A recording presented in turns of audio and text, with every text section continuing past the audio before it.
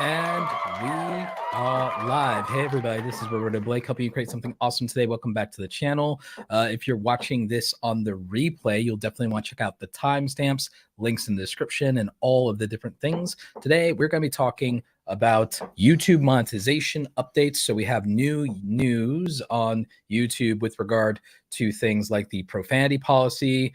We have some insights on YouTube Shorts and how much YouTube Shorts pays and the RPM for that. I want to talk to you about all of those things, some things we can expect from the new CEO of YouTube, who is Neil Mohan, by the way. Susan Wojcicki is no longer the CEO of YouTube, for those of you who did not get the memo.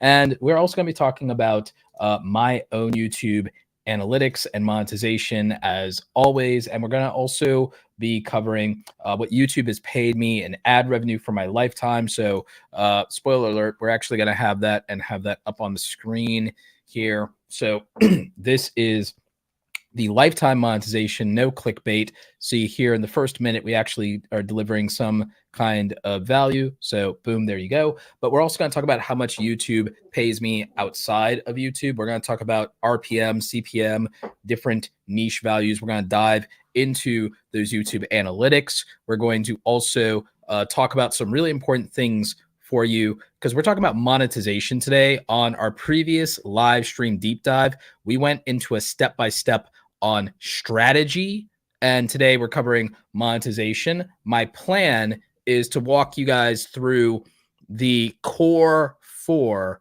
a lot more often, and then start to get into the overlaps of the core floor when it comes to it. The core four, not floor. But there's four core things that all content creators need to focus on.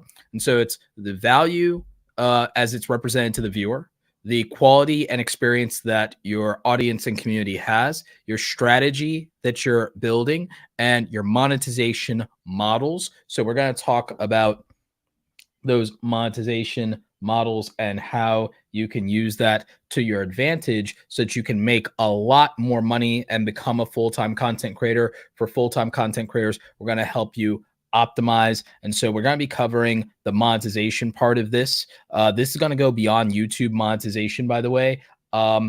Just as kind of somewhat of a spoiler, I'm going to be showing you a little bit more of my back end than I usually do. I want to qualify some of this. So I make an abnormal amount of revenue and income proportionate to my monthly views on YouTube, as far as a lot of you will be concerned. So what you're looking at is my lifetime earnings. But if you look at like the last 90 days, this is what my YouTube looks like. And you can see this is the last 90 days.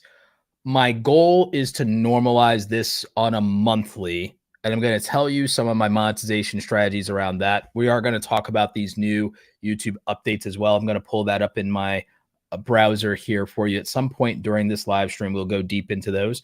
But I want to tease up some of these things that I'm going to be talking about, because we're going to be streaming together for about an hour and a half to 2 hours. We're definitely going to answer some of your questions and your super chats in particular. I will prioritize super chats. But I want you to see this. 1 million views, 1.2 million views on my channel is worth well over $10,000. Now, if I was a YouTube Shorts creator,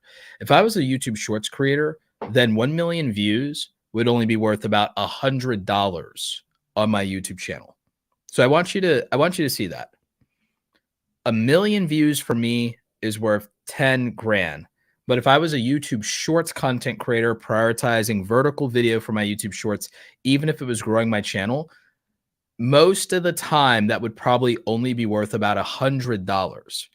If I was an entertainment-based content creator, let's say I'm a gamer, let's say I was a gamer, or let's say I was a lifestyle vlogger, this same amount of views on YouTube would only be worth about $1,500 for 1 million views.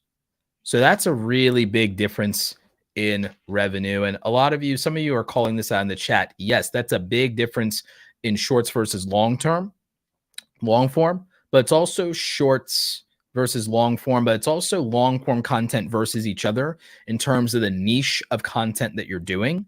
So in terms of picking your niche and, your overall content, it's going to determine a lot of your value.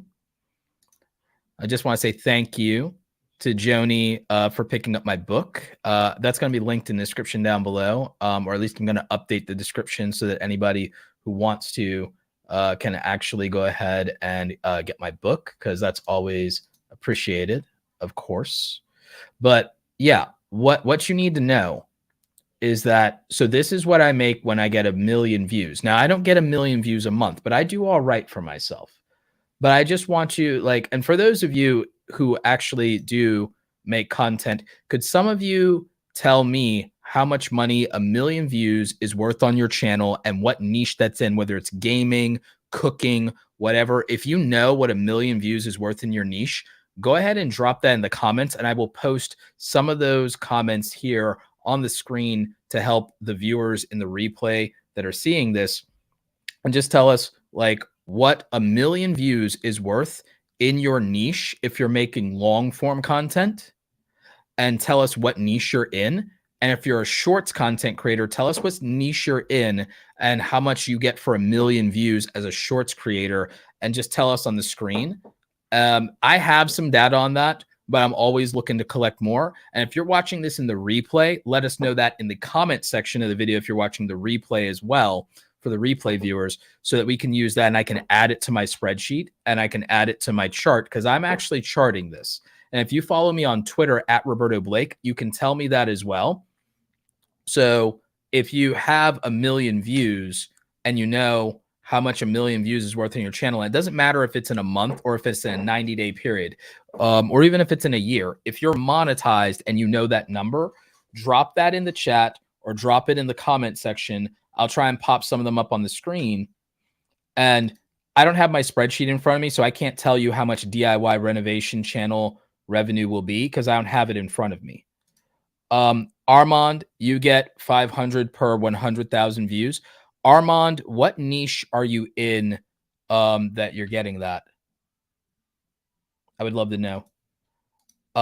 Monty Weaver says 1.3 million lifetime views, and he's earned about 11,000 from that, and that's in the tech niche, in the tech industry. So about 1 million views in tech is worth about 10 grand or so.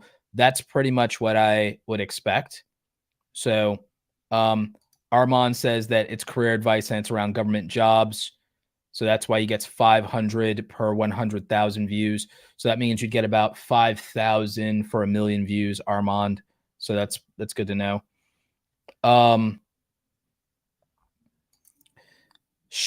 Hardware Money says shorts will pay way less, but depending on your business model, 1.2 million shorts views will give you plenty of eyeballs that 10K may not be able to get. The problem with that is that it's the quality of those views, and short form viewers, I'm not trying to dunk on people or with the short attention spans or whatever, but they're less likely to commit than any other type of viewer versus long form viewers. Tori, if we don't have an MBA content creator, then we don't know that. And that's really hyper in terms of a sub niche. That's like getting extremely specific. So if we don't have a creator here that's doing that, we're not going to have that data. I have data on the broader niches. I don't have my spreadsheet in front of me. That's why I'm asking people to submit their stuff voluntarily, like we had Armand do and like Monty did here with tech, because then I can add it to my spreadsheet, and then I'll be able to start to tell you the highs and lows and what I'm seeing and what the averages are a lot more easily. But I also don't have my spreadsheet in front of me. So if anyone wants to do what like Monty does, and if you want to tell me how much 1 million views is worth on your YouTube channel, and how much your how much 1 million views is worth on your YouTube channel, and what niche you're in, we can pop it up on the screen. We can add it to my spreadsheet. We can add it to the database, and we can start tracking that. You can also tell me in Twitter, and that can help. And so we'll just have more data, and you can tell me in the comment section if you're watching the replay, and we'll add that data to my spreadsheet, and we'll cover it in other streams. So we're just going to give you guys a little bit of time to do that.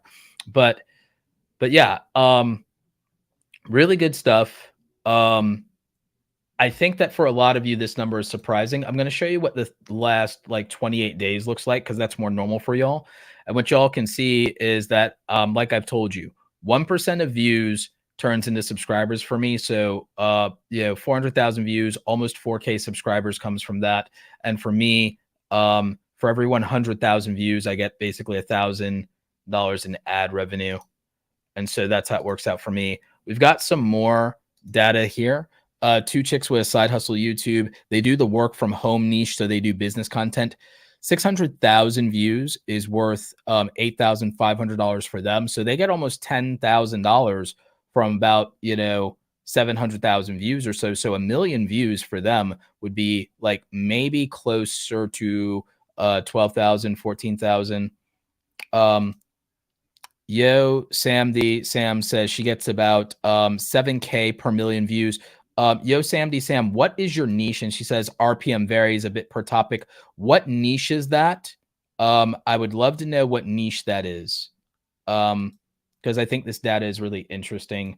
And so it gives you an indicator, not just of me, but also of other people, and what what this could look like. These are these are massive amounts compared to if you try to do entertainment-based content.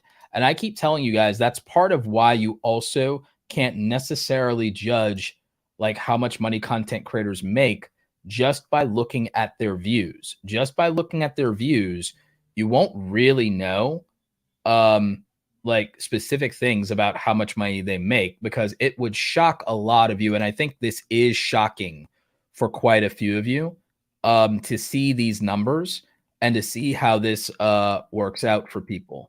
I think a lot of you have drastically underestimated to some degree how much money some content creators can make versus others.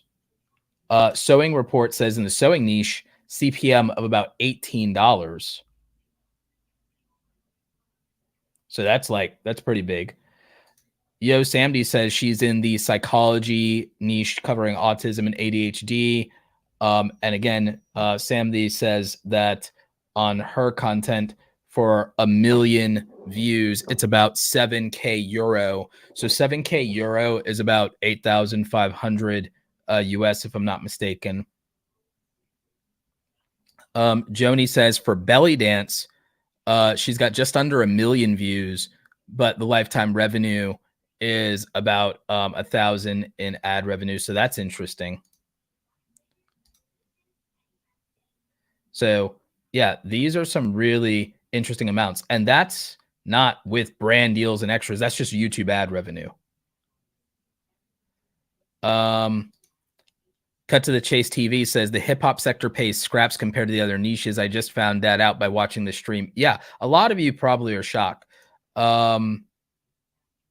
Yeah, gaming doesn't do really well in revenue for a lot of people.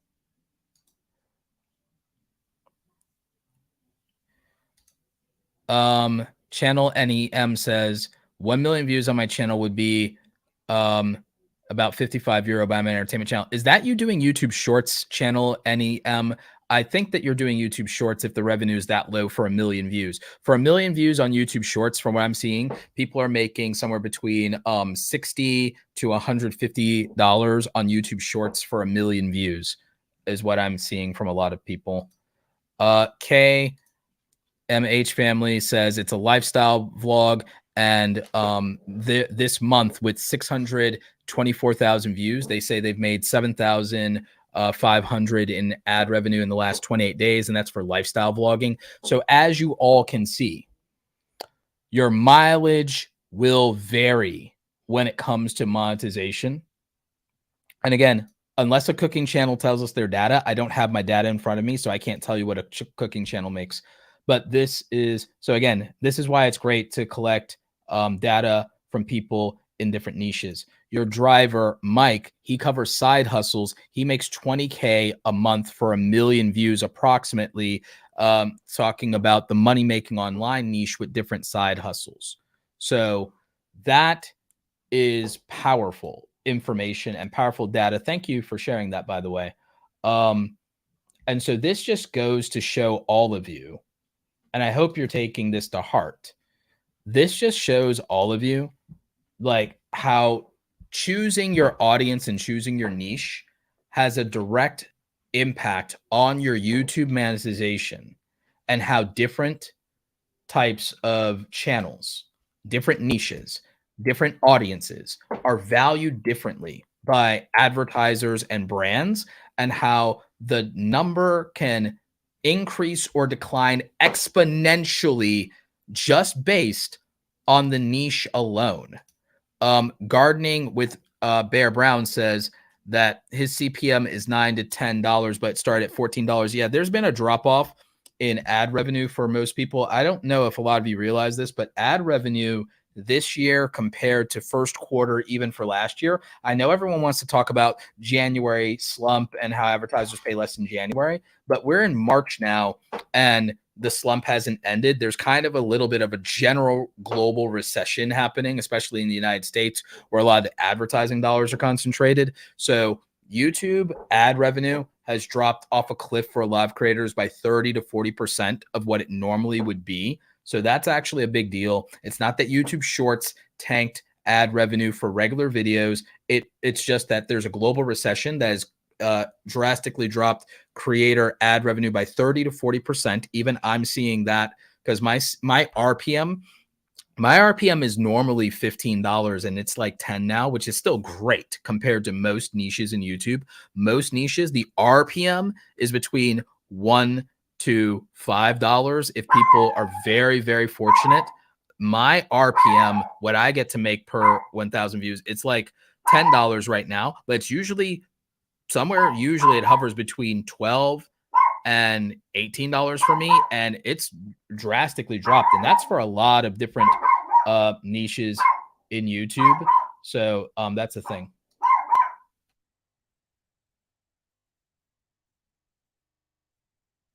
So yeah, so if you're seeing that, then it's something that not every niche is experiencing. But if you're hurting on that and you're like, why am I making so much less money?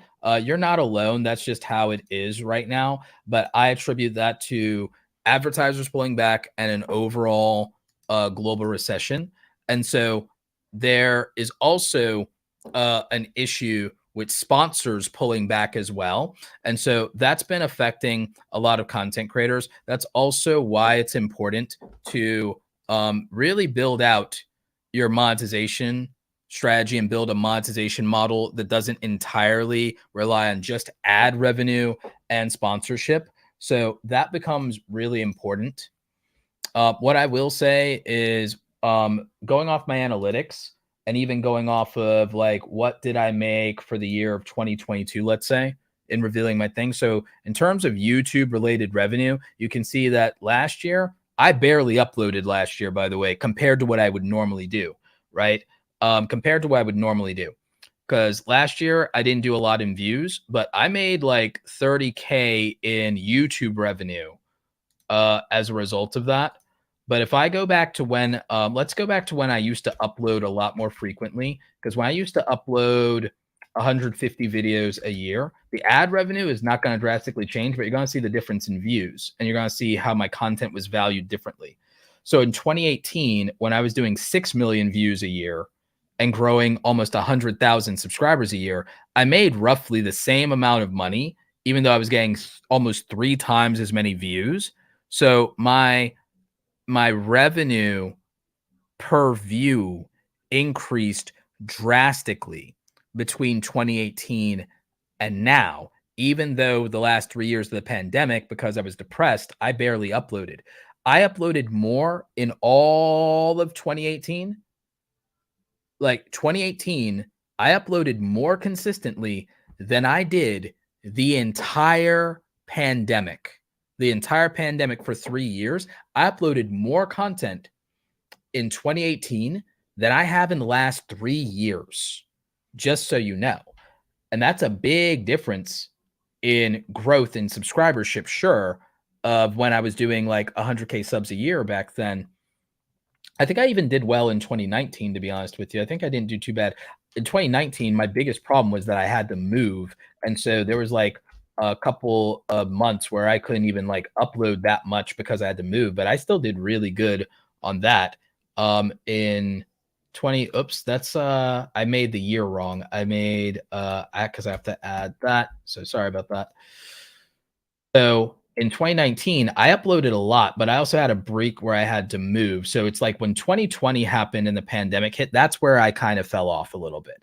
But I make more money with less views now. I have half the views and still make the same YouTube revenue, but that's not counting my revenue outside of YouTube. So I'm going to show you something that people rarely see. So here's the back end. Here's PayPal, and this is just last 30 days. And I'm about to show you something so that you know this isn't fake. So I'm going to show you 2022. So this is in real time. I've got to log back into that. So we'll do that in a minute. Well, I'll show you Stripe instead. So here's Stripe for now. And you can see that there's like, a certain amount of money over there in Stripe. Now I have to log back into PayPal. So bear with me. I don't know why it didn't just keep me logged in. All right. So there we go. So I can show you, and that's also the other reason it's not fake is because I screwed it up. But here's PayPal in real time. So this is 2022. This is last year. So with PayPal, you can see that to my PayPal account, where that's some of the affiliate links, some of the brand deals, not all of them. My YouTube ad revenue doesn't go here at all. So when you look at my YouTube ad revenue for 2022, and you look at my PayPal account inbound, sales and payments for 2022, you can qualify $200,000 a year of my 2022 income based just on that. And then if you look at Stripe, you can add, some of that there. So when I say things like, yeah, I make over $250,000 a year, with the minority of that being AdSense, you can qualify that. So when I say, oh, well, I make $300,000 a year on YouTube, the reason that I can say that is because if I did in 2022 this amount in PayPal and then this amount in Stripe combined with like over 30K, 35K in YouTube revenue, then you already know where almost $250,000 of my income per year like comes through between those three accounts. And what you're not seeing is my actual business bank account with my bank. And I don't tell you who I bank with, but you're not seeing what comes directly to my business bank account. And so that just shows you kind of like, okay, well, this is where Roberto makes his money. This is how Roberto makes his, stuff. This is like how all that stuff comes through.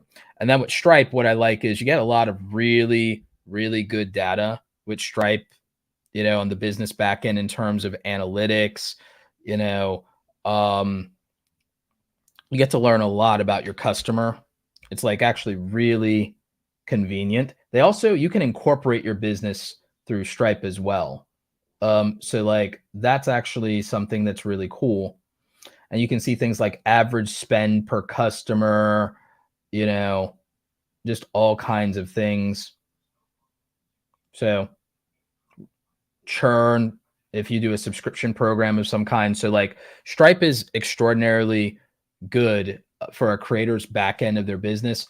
PayPal has a lot of good analytics data too. I won't go heavily into it like here, but it's actually really solid. And I think that a lot of you in terms of the back end of this. So again, we know when Burr says, oh, I make over $250,000 a year. Oh, I make like people look at my YouTube views and they think AdSense. No, it's not AdSense. Some sponsors pay through PayPal. Some pay directly to your bank account through invoicing. So in terms of the remainder of like after like we qualified where $250,000 comes from, because YouTube ad revenue doesn't go to your PayPal account or your Stripe account, you would need to use like an actual bank account for that. So we know, oh, if I make over 30,000 YouTube plus this, we know where about, 225,000 to $250,000 of my money comes from, and how I process it. The rest goes processed through my business bank account. You want to do that usually with a, traditional bank, probably one of the bigger banks if you can, depending on where you live. Now, in terms of money outside of YouTube, something that comes through both that PayPal and Stripe is the money from my business through which awesomecreatoracademy.com. I run that for my workshops, my coaching calls, all that stuff. That runs through Kajabi. And so then as a Kajabi affiliate, and this goes through PayPal as well. I also make money as an affiliate, but I do pretty good in overall monthly revenue from this business. You can see in the last 30 days that it's about 10 grand from that. Book sales in Amazon. And I'm showing you this because you need to build your own monetization model. And I'm going to teach you a little bit more about building a monetization model and why we talk about that and why it's part of the core four. The core four for creators, the creator core four is value, quality, strategy, and monetization. In our last deep dive, we talked a lot about content strategy and how to build a content strategy. I'm going to do some more stuff teaching you how to make higher quality content and also how to do high value content for your audience in terms of how it's perceived. But the monetization model stuff is really important. And this is how you become a six-figure creator and how you become a full-time content creator, because you need to do this stuff out of AdSense. And I didn't think I could do any of this when I started, by the way. When I started, I was happy to, and by the way, when I started, you have to remember, if you go to my lifetime YouTube analytics, if we go to the lifetime YouTube analytics, look at how long I made no money. I made like no money for a really long time in YouTube. If we go to advanced analytics, let me bring this up on the screen because I don't think you guys can see this. We're doing lifetime revenue. On lifetime revenue, estimated revenue, like none of you should be depressed. It's like, you might be glad to see I'm doing well. And some people, it hits them hard when like, oh, I'm not making any money. I made no money for a long time, y'all. Like I made like no money. If I like sort by like, if I go custom and like I started doing YouTube seriously in 2013 and all the way to 2016, I hit 100,000 subscribers in 2016. I'm going to show you like how much I made from 2013 to 2017. So like I made no money. It took me 4 years to make a measly $23,000 in AdSense for 4 years. 4 years, y'all. And I made how many videos to make that? How many videos did I make? Published videos. How many videos did I make? I made 1,000 videos. Look at this. This is ridiculous. So don't be depressed about anything. I made 1,000 videos and I didn't make jack in terms of money. And people get depressed. They've made 50 videos. They've made 100 videos. They've made 50 videos. They made 100 videos. And, oh, I'm not monetized. Oh, I'm not making money. I made 1,000 videos and I got paid garbage. Look at those numbers. Just look at that. What none of y'all would make 1,000 videos. I basically made $2 a video. I made $2 a video the first 4 years of YouTube. Look at that. Look at those numbers. Numbers don't lie. So real talk, like real talk. Just look at that. I don't have a course yet, and I didn't have a course when I did any of this. I don't have a course. I do have a group that people join, and we do 2 coaching calls a week. We do 2 office hours calls a week for 60 to 90 minutes, and people ask questions one-on-one. They join the live stream via StreamYard for that. We have a private Facebook group. We have those kind of things. We have over, I think, well over 50 hours of exclusive training. I think it borders on 100 hours of exclusive training. So do I have a course yet? No. I will have a brand deals course that releases in April or May, but we don't have a course. I do workshops with people. I do one-on-one calls with people for coaching. I link to that in the description down below. I do one-on-one channel reviews. I do a lot of things. But guys, for 4 years, I didn't make jack. I made nothing. I did 1,000 videos, and I might as well have made $2.50 a video for how hard I worked. Chad Salzberg, OG supported the channel, and OG Vayner Nation. Chad Salzberg says, but you persisted, and that's the secret sauce, assuming you have talent, which I do have. Yeah, it's like, so remember, I've made 1,600 videos on this channel, and I didn't make jack until after I made 1,000 videos. I don't think I've ever showed that before, that I made nothing from my first 1,000 videos. And I mean, $23,000, you could say it's not nothing, but for 1,000 videos, that means I made $2.50 per video. I made nothing when it's all said and done. Like for the majority of my content. It's only the top 100 videos that made me any money. And you can see it here in the revenue itself. The dollars don't lie. Like it's only my top 50 videos. My top 50 videos only just started making $100 a video for my top 50 videos. My bottom 900 videos did nothing. I made no money for my first 1,000 videos. I made no money from my first 1,000 videos. I made no money from my first 13 million views. Practically no money. For 4 years. Sorry, $23 per video. That's my bad. Sharkfin Tech said, bro, it's not quite that bad. It's $23 per video, not 230. Okay, by the time I did all the editing, maybe it was like minimum wage, like less than minimum wage, so it's like, so I made like $20 per video. Let's take that back. Let's walk that back. I made like $20 a video for my first 1,000 videos, which means that I worked for less than minimum wage. If anybody's ever shot, produced, and edited a video by yourself, made YouTube thumbnails by yourself, the first 1,000 videos, I was working below minimum wage for like 4 years on my content. When it comes to YouTube AdSense and ad revenue, that's how bad it was. And that's 4 years. 4 years. I made like no money, right? Now, where did I make my money? I made money from things like the Amazon affiliate program, which can be really helpful. Now I make money from my book royalties. So I make good money on my book royalties. I make good money doing one-on-one calls and coaching with content creators and with my coaching group. And I make good money from brand deals. And a lot of that comes from my PayPal, also through my affiliate links with other things like software, like Epidemic Sound and StreamYard and TubeBuddy and things like that. And so I get paid that via, PayPal, but also on other things, I get paid via direct payment to my bank account. You don't get to see my bank account. I make some payments come in through Stripe. And then, of course, I get decent ad revenue now. Now I get decent ad revenue, but it took years. And so like in a 28-day period, I get good money here on YouTube. I get money because a lot of you do super chats, super stickers, and super thanks. So I definitely appreciate all of you, but it took a long time. So like, don't get discouraged or don't look at my numbers and get discouraged or get, think some kind of way. I made like next to no money for like the first 4 years of my career, and the first 1,000 videos I published, I didn't make real money. Thankfully, what happened for me was, where did I make my money?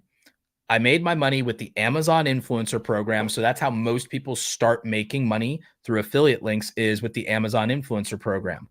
And so with the Amazon influencer program and recommending camera gear, some of you remember my camera gear videos from way back in the day, some of my laptop review videos, those things made me substantial money. So I made $1,500 a month off of the Amazon affiliate program back in the day. Now I make that kind of money from my book sales. I make less on affiliate links from Amazon now. Now I only make a couple $100 on Amazon, but I'm not pushing tech as hard as I was back in the day. I was pushing tech really hard. Tech Tuesdays. Y'all remember Tech Tuesdays on the channel? That was like a thing.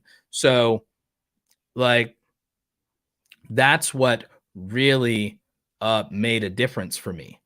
And for a lot of you, you should start looking at things like the Amazon influencer program to supplement, and not just YouTube revenue and the YouTube partner program. You should build these different monetization models. That's why I want to talk to you about different monetization models. I want to talk to you about Kaizen and incremental improvement, because you need to look at, I'm going to teach you about different monetization models here in a second. I've shown you some of mine on the back end and like the real money and how much I make and a way to prove it.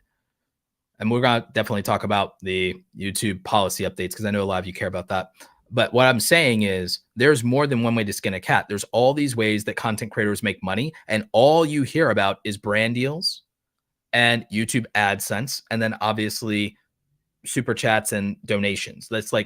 And merchandise. That's what you hear about.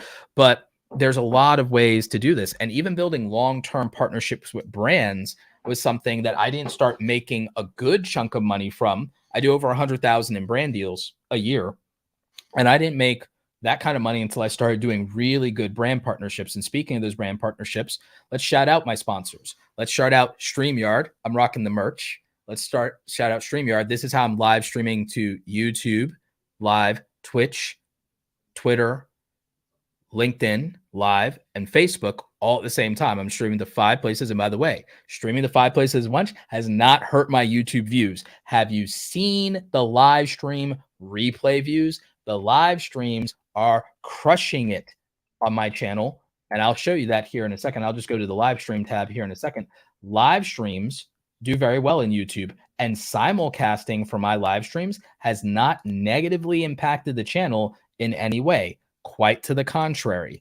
In fact, you can see the numbers for yourself. The data doesn't lie. My live streams, they eventually go to the moon. They eventually do really well. So I use StreamYard. Some videos do better than others, but I've been simulcasting for most of my live streaming career to at least 4 to 5 different platforms using StreamYard.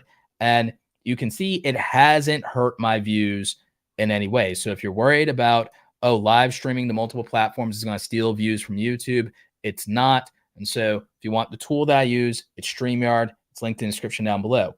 For my YouTube productivity, I use TubeBuddy. It's not just about SEO. It's about A/B testing thumbnails, A/B testing titles, using things like the click magnets tool so that I know which poses and thumbnails are working better than others, which text is working better in titles than others, and all kinds of other interesting tricks. I can also measure my competitors and not lose my mind. And I can know, well, how many views are channels talking about the same stuff as me that are at my subscriber count?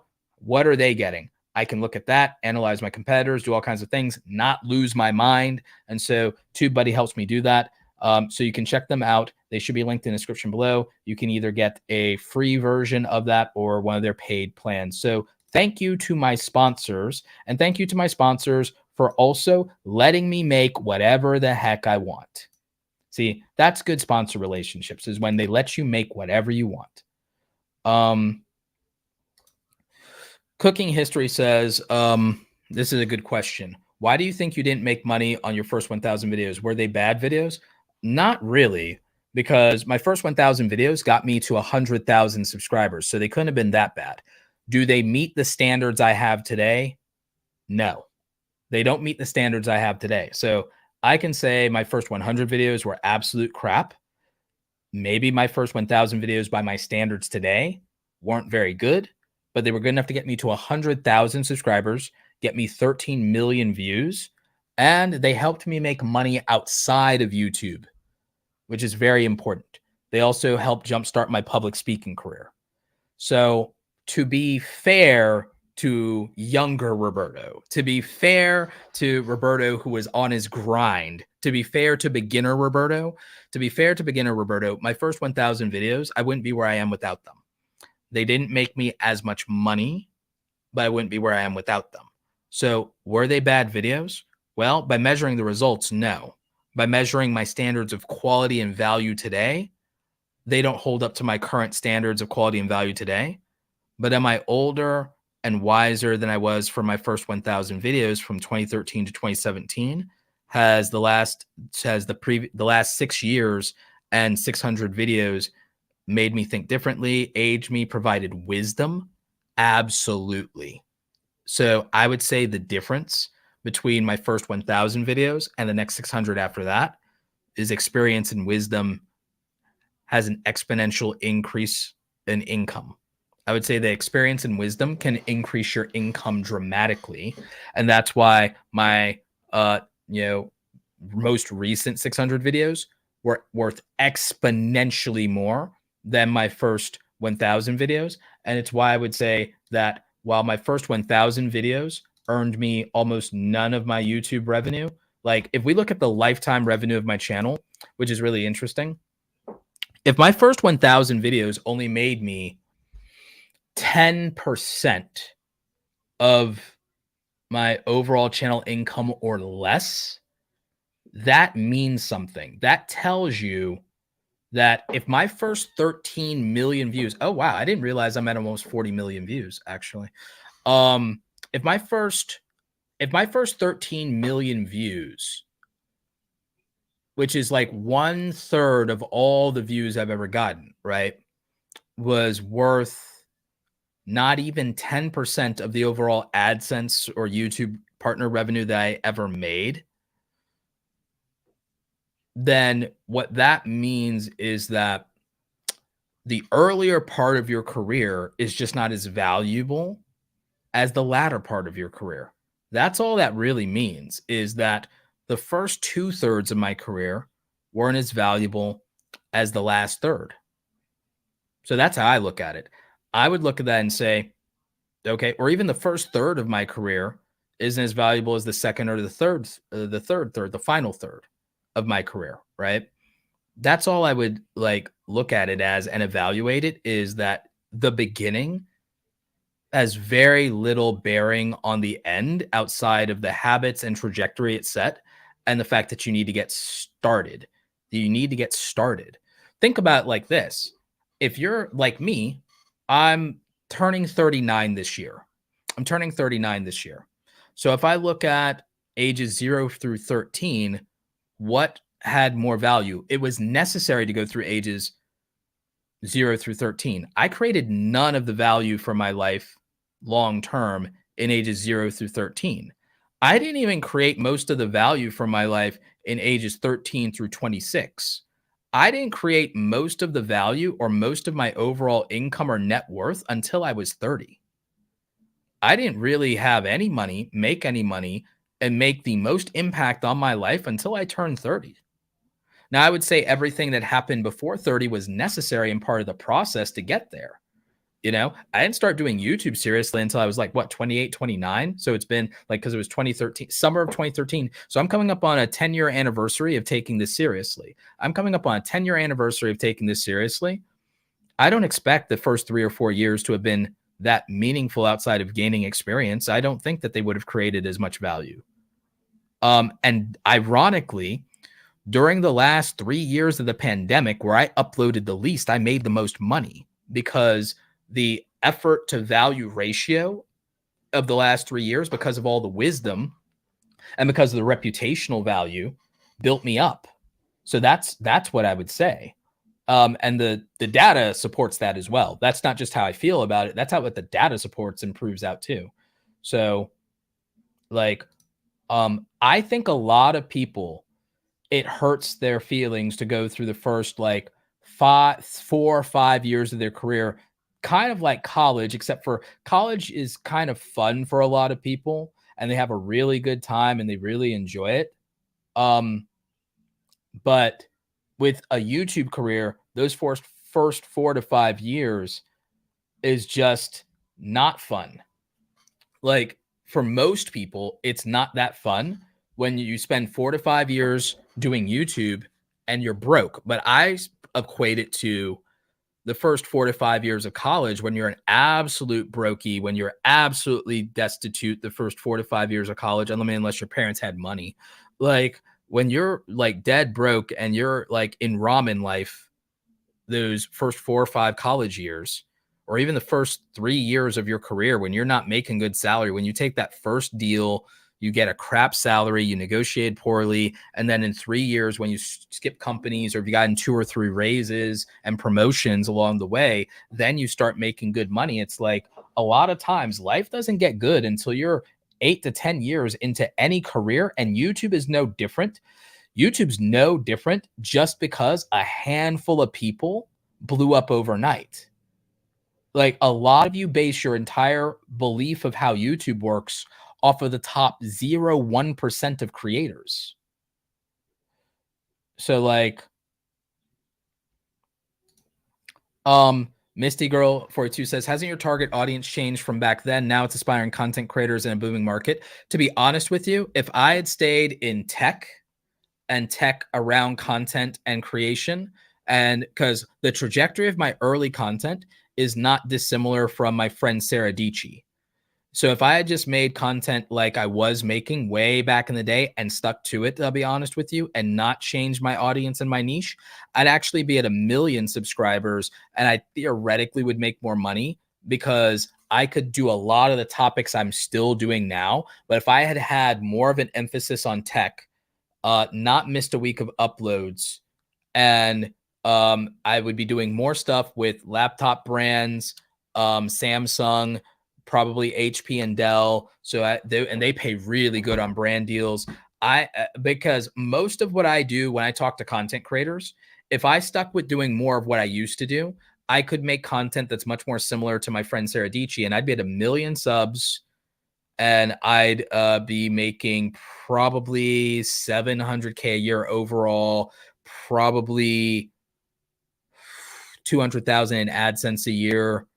So that would have been what, if I had like not gone exactly in the current direction, I think I would get more views, have more subs, and make more money. But we'll never know. We'll never know.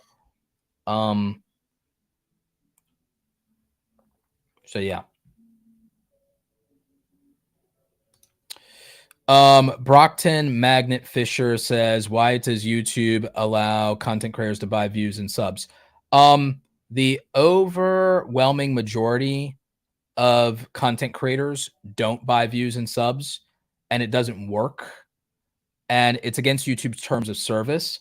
And just like anything else, YouTube's terms of service eventually catches up with people. So people who buy views and subs, first of all, what happens is when YouTube wants to sell you a silver play button, like my silver play button award, they actually do an audit of your channel before they send you a silver play button, which means that if people think that they're going to buy their way to 100,000 subs and get a silver play button, it's not going to happen.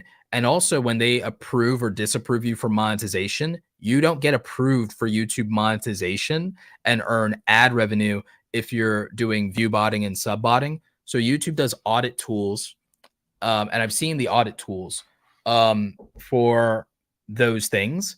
And so if you think that people are getting away with it, they're not. What's happening is they're not getting monetized, they're getting demonetized, and they will never, ever get their trophy. They will never get their trophy.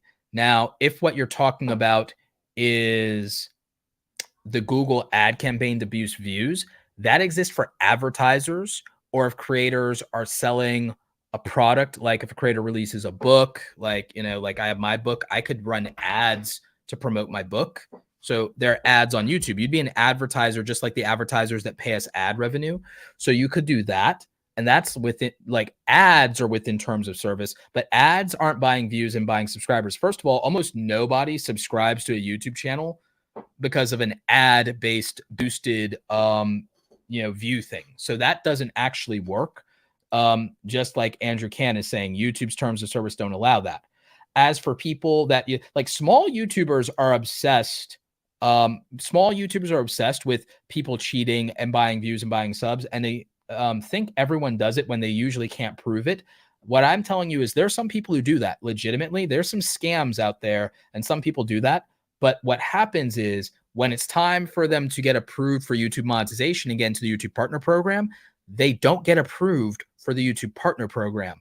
Also, the advertisers are really adamant about click fraud, so they don't get monetized. Their channel either never gets approved for the YouTube Partner Program because it breaks policy, which we'll talk about policy here in a minute.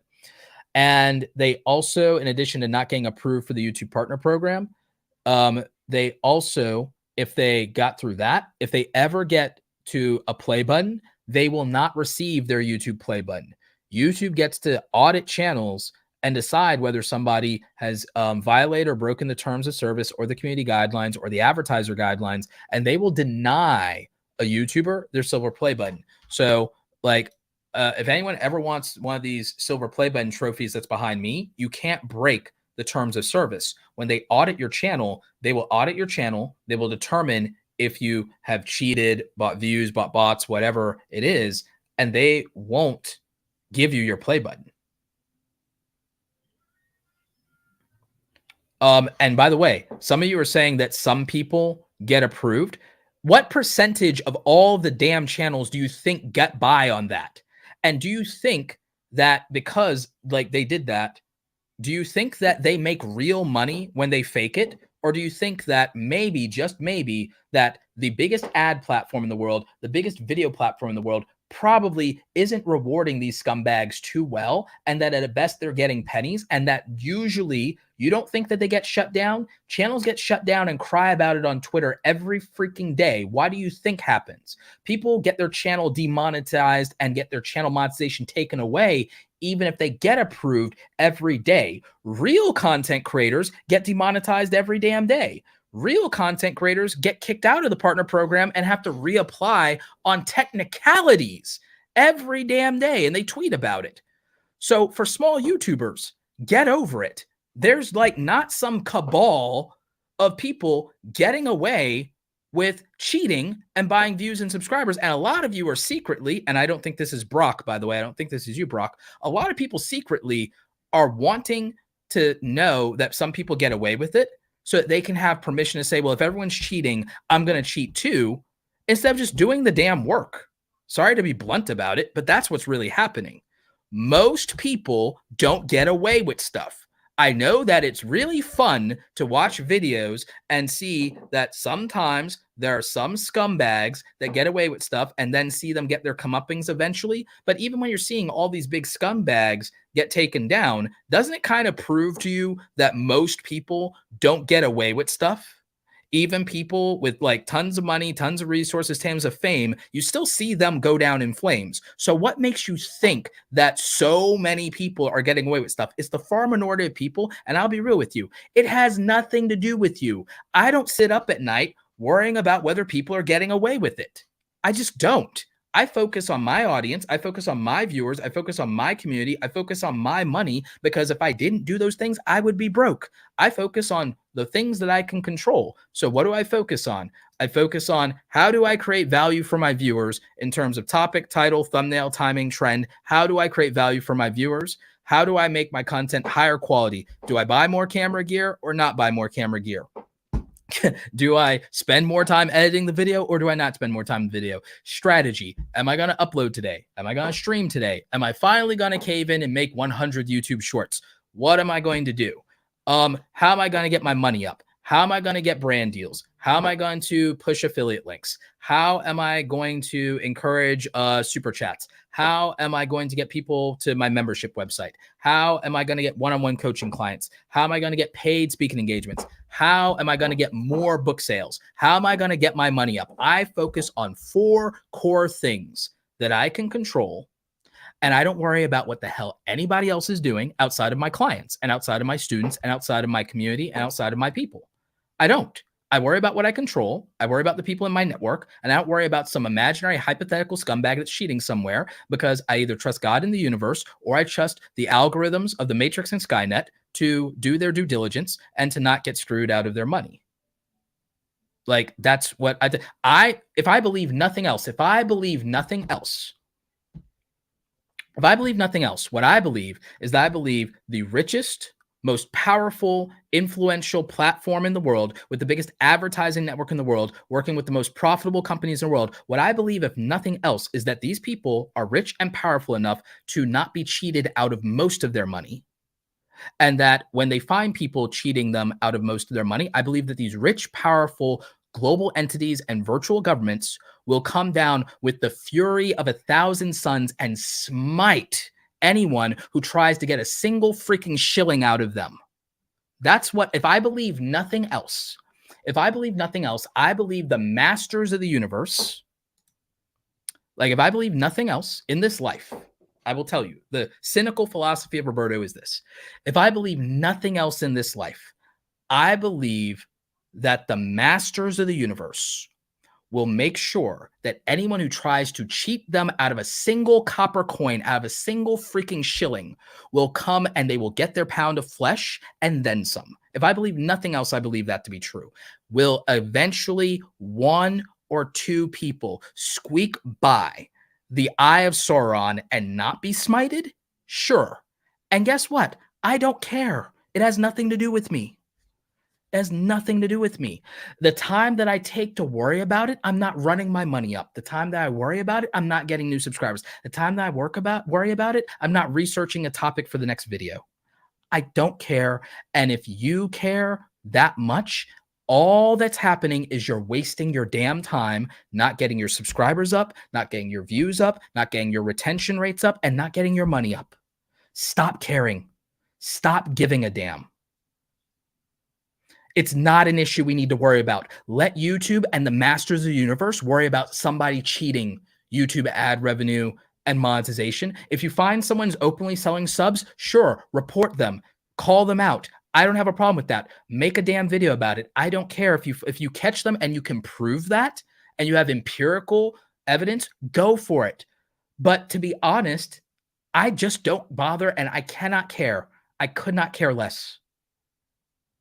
Because if I have to care about that, then I'm not caring about making videos for my audience. I'm not getting my retention rates up on my videos. I'm not running up my money. I'm not running up my subscriber counts. And honestly, I need to care a lot more about me than I need to care about some theoretical asshole. Sorry for that speech, language. So stop worrying about it. Stop worrying about things that have nothing to do with you. It's not helping you. Just focus on your audience. Put your audience first. Clover Tack, you encourage this super chat just by saying super chat. Thanks for the live. I got nothing else. Appreciate you, Clover. I appreciate you. And thanks, mods. Appreciate you, mods. Yeah, we got other things to move on. Do the work.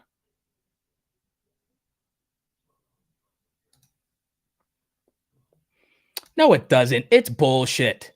Let YouTube get to it then. YouTube, like, who do you think it hurts more? You think it hurts the creators or you think it hurts YouTube's pocketbook, hurts their advertisers, hurts their advertiser relationships? Let the masters of the universe, let the millionaires and billionaires, let the masters of the universe strike down the people who are cheating them out of a few pennies and move on with your life. Please, please let the masters of the universe worry about who's cheating the system, because I promise you the majority of people aren't getting away with anything. And I promise you the majority of the creators, it doesn't affect them and it doesn't matter and it doesn't care. I see small creators all the time growing that don't give a damn. Someone will grow from 0 to 1,000 subscribers and it doesn't hurt them in any way, shape, or form. I promise you.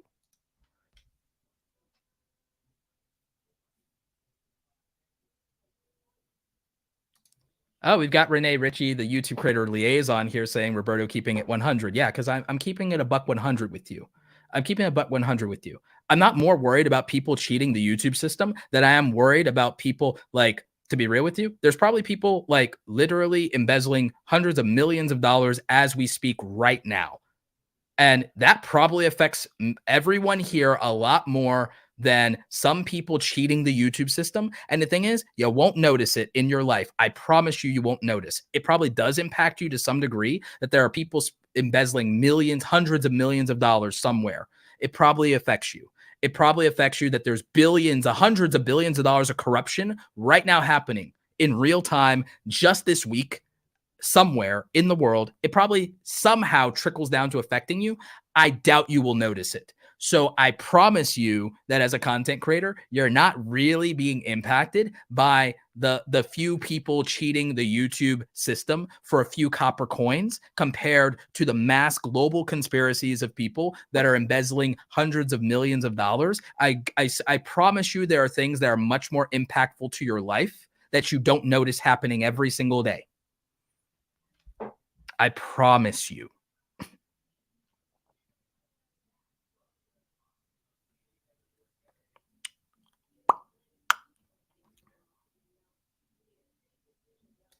Andrew Can says, if I had $1 for every time people told me something out of their control, I'd be so rich Roberto would interview me on how I did it. Andrew, you're welcome on the channel anytime, my friend. You don't have to get $1 for every time someone, you don't have to be richer. You don't have to get $1 for every time. You're welcome on the channel anytime, my friend.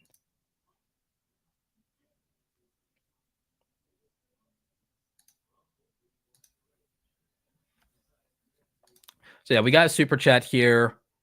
I love this version of Roberto. Ranty Roberto happens sometimes. Like ranty Roberto happens sometimes from time to time. Joe Oceanside, thank you for the $10 super chat.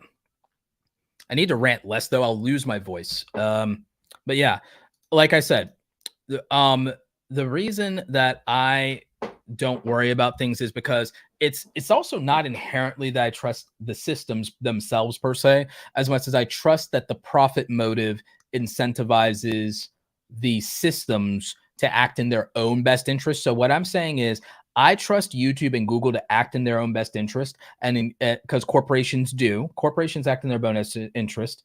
So I trust that they're doing a sufficiently good enough job to make it worth their while and to stay profitable. And I do know that advertisers care about clickbait. Sorry, not clickbait, click fraud. Advertisers care about click fraud. And the reason I know advertisers care about click fraud is I was Google AdWords certified when I worked at a company. I worked at a web hosting company. I was marketing manager. I managed a $250,000 AdWords budget. That was only our AdWords budget. So we had to spend $250,000 a year on advertising in Google. And so I do know that it matters because we also had to do fraud audit reports, which is very frustrating. Think of the TPS reports from Office Work. I think that's the movie. So that's what my life used to be like. So not a fan, not a fan. So I do know that advertisers care about it, and therefore I know that YouTube operates in its own best interest. So what you have to think is you have to look at your own situation. And what I would say is, like I told you, for me, I look at things like, okay, how do I increase my own ad revenue? And I'll give you an example here. If I go into the revenue report and we look at things in the revenue report, we can look at individual videos that made me like the most money. And I could say, okay, similar videos will earn similar outcomes in similar video. I can say, oh, here's ad revenue, fan funding, YouTube premium. Here's shorts ad revenue. Oh, here's my CPM. So you can see I have a $16 CPM. I could look at shorts and I could go, oh, well, how much value are like shorts ad revenue, for example? And I could start to determine things about that. Let's see. And I could look at some of these things, and I could look at the CPM rates, and I could say, okay, if something has a higher CPM, and this is playback CPM. So playback CPM does not include super chats or anything. It just includes watch page ads, and it clarifies that here. So if I blow this up for you and you take a look at it, there are videos I make, and some of them have a higher playback page CPM than others. So I would say, okay, maybe I concentrate on topics that have a $20 or higher based playback CPM. This one has a $45. Maybe I make more, because even if it gets less views, each of those views could be inherently more valuable. So just remember, more views by itself isn't inherently better. If the difference in dollar amount becomes high enough, then you want to take that into more consideration. And so you'll want to look at, and you'll audit, like this side hustle video, this has a much higher CPM rate. So if I go to the analytics on this video, let's go back real quick. Like, let me go to the individual analytics of this video. That's going, let me see. Let me hit the back button. Let me see. Where was the data on that one? I think that one was, where was it? I think it was further down. Was it further down? I'm going to try to get the analytics for you on that one, because I think that'd be an interesting one just for the dollar amount. Playback based CPM. Playback based CPM. Where was that video? Is that video? Here it is, the side hustles video. If I click on analytics for this individual video, so this individual video, this actually did good on subscribers. I should cover side hustles at least once or twice a month, because that's good subscribers. Every time I do a video like that, if I did 10, 20 videos like that a year, if I do 10 videos like that a year, maybe that's another way to get another 10, 20,000 subscribers. So that's a good idea. But if I go to the revenue tab on this, let's see what the revenue says. So revenue for every, okay, so this one has a CPM of $29. It's $29 CPM. So even if it gets less views, it's worth more money. So it did really good in ad revenue. It's almost $1,000 video. So if I was smart and I said, okay, what if I know a way to make a video that definitely makes me like $1,000, right? Wouldn't it be smart of me to say, well, I'll make a video like that. Maybe I'll make a video like that once a week. And then or maybe I'll make 30 of those in a year. If I know that, okay, a video makes me $1,000. And if a video also gets me almost 1,000 views, I could put it on my list and say, you know what, I'll find a way to make like 20 or 30 videos like this a year. And then I know, okay, well, that's going to be 20, 30. If I make 30 videos, let's say I make 30 videos, I'm like, oh, that's $30,000 a year if I make 30 videos like that. Or, gee, that's like 30,000 potential subscribers, whatever. And even if it's not that 1 year, let's say it's just the lifetime of the video. Let's say it's over a 3-year period. If over a 3-year period, I said, well, I'll make 100 videos a year for 3 years based on the data that said this gives 1,000 subs, this gives $1,000. And I did that a year, then I could make 100,000 a year. I could get 100,000 subs a year, and I could get $100,000 a year. And if I did that for 3 years, then that's a lot of money, and it adds up. What if it's cumulative? What if it compounds? What if I increase by 20% a year on the same effort? You see what I'm saying? So I could use the laws of compound interest as a content creator to my advantage, and I could make money from that too. So there's a way to use this data to just full steam ahead. And it works. Speak English with this guy says, my favorite Roberto is Old Man Roberto. Back in my day. Turn Roberto rant into a series. We'll see. My voice can't handle it, actually, is what it is.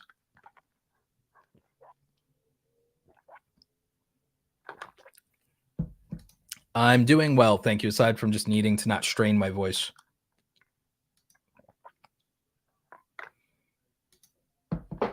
Cleanser says, what would you do if you had a channel that you haven't updated in a long time? Actually, this is a good question. Let's go full screen for this question. So Cleanser says, what would you do if you had a channel that you haven't updated in like a long time, 4 to 6 months, but you want to revitalize it? Should you address the absence?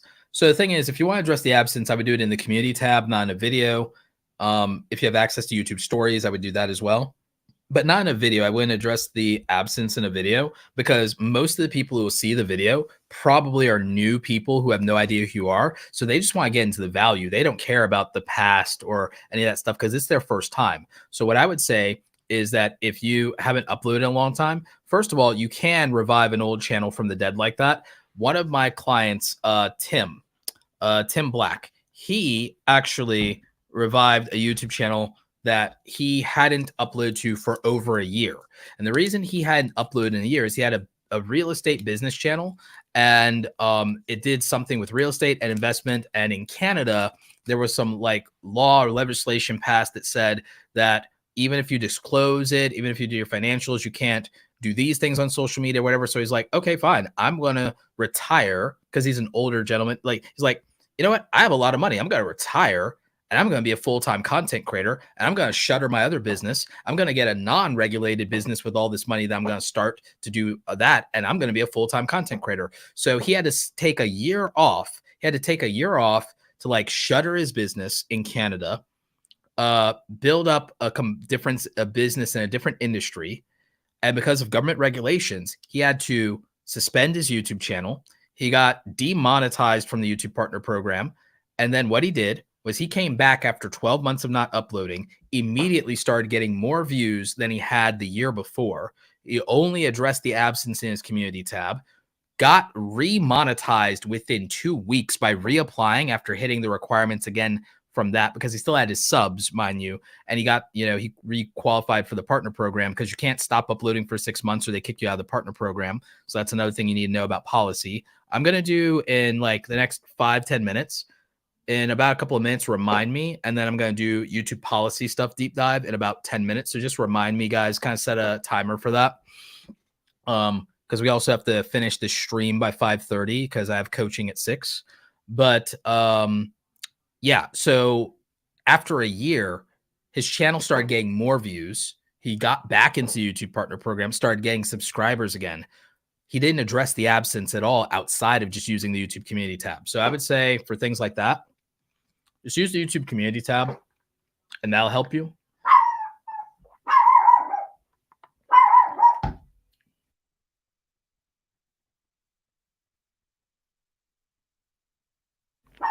So yeah, that's what I would say about that. Good question, by the way. That's a very good question. So thank you for that. Yeah, the movie reference was Office Space. Yeah.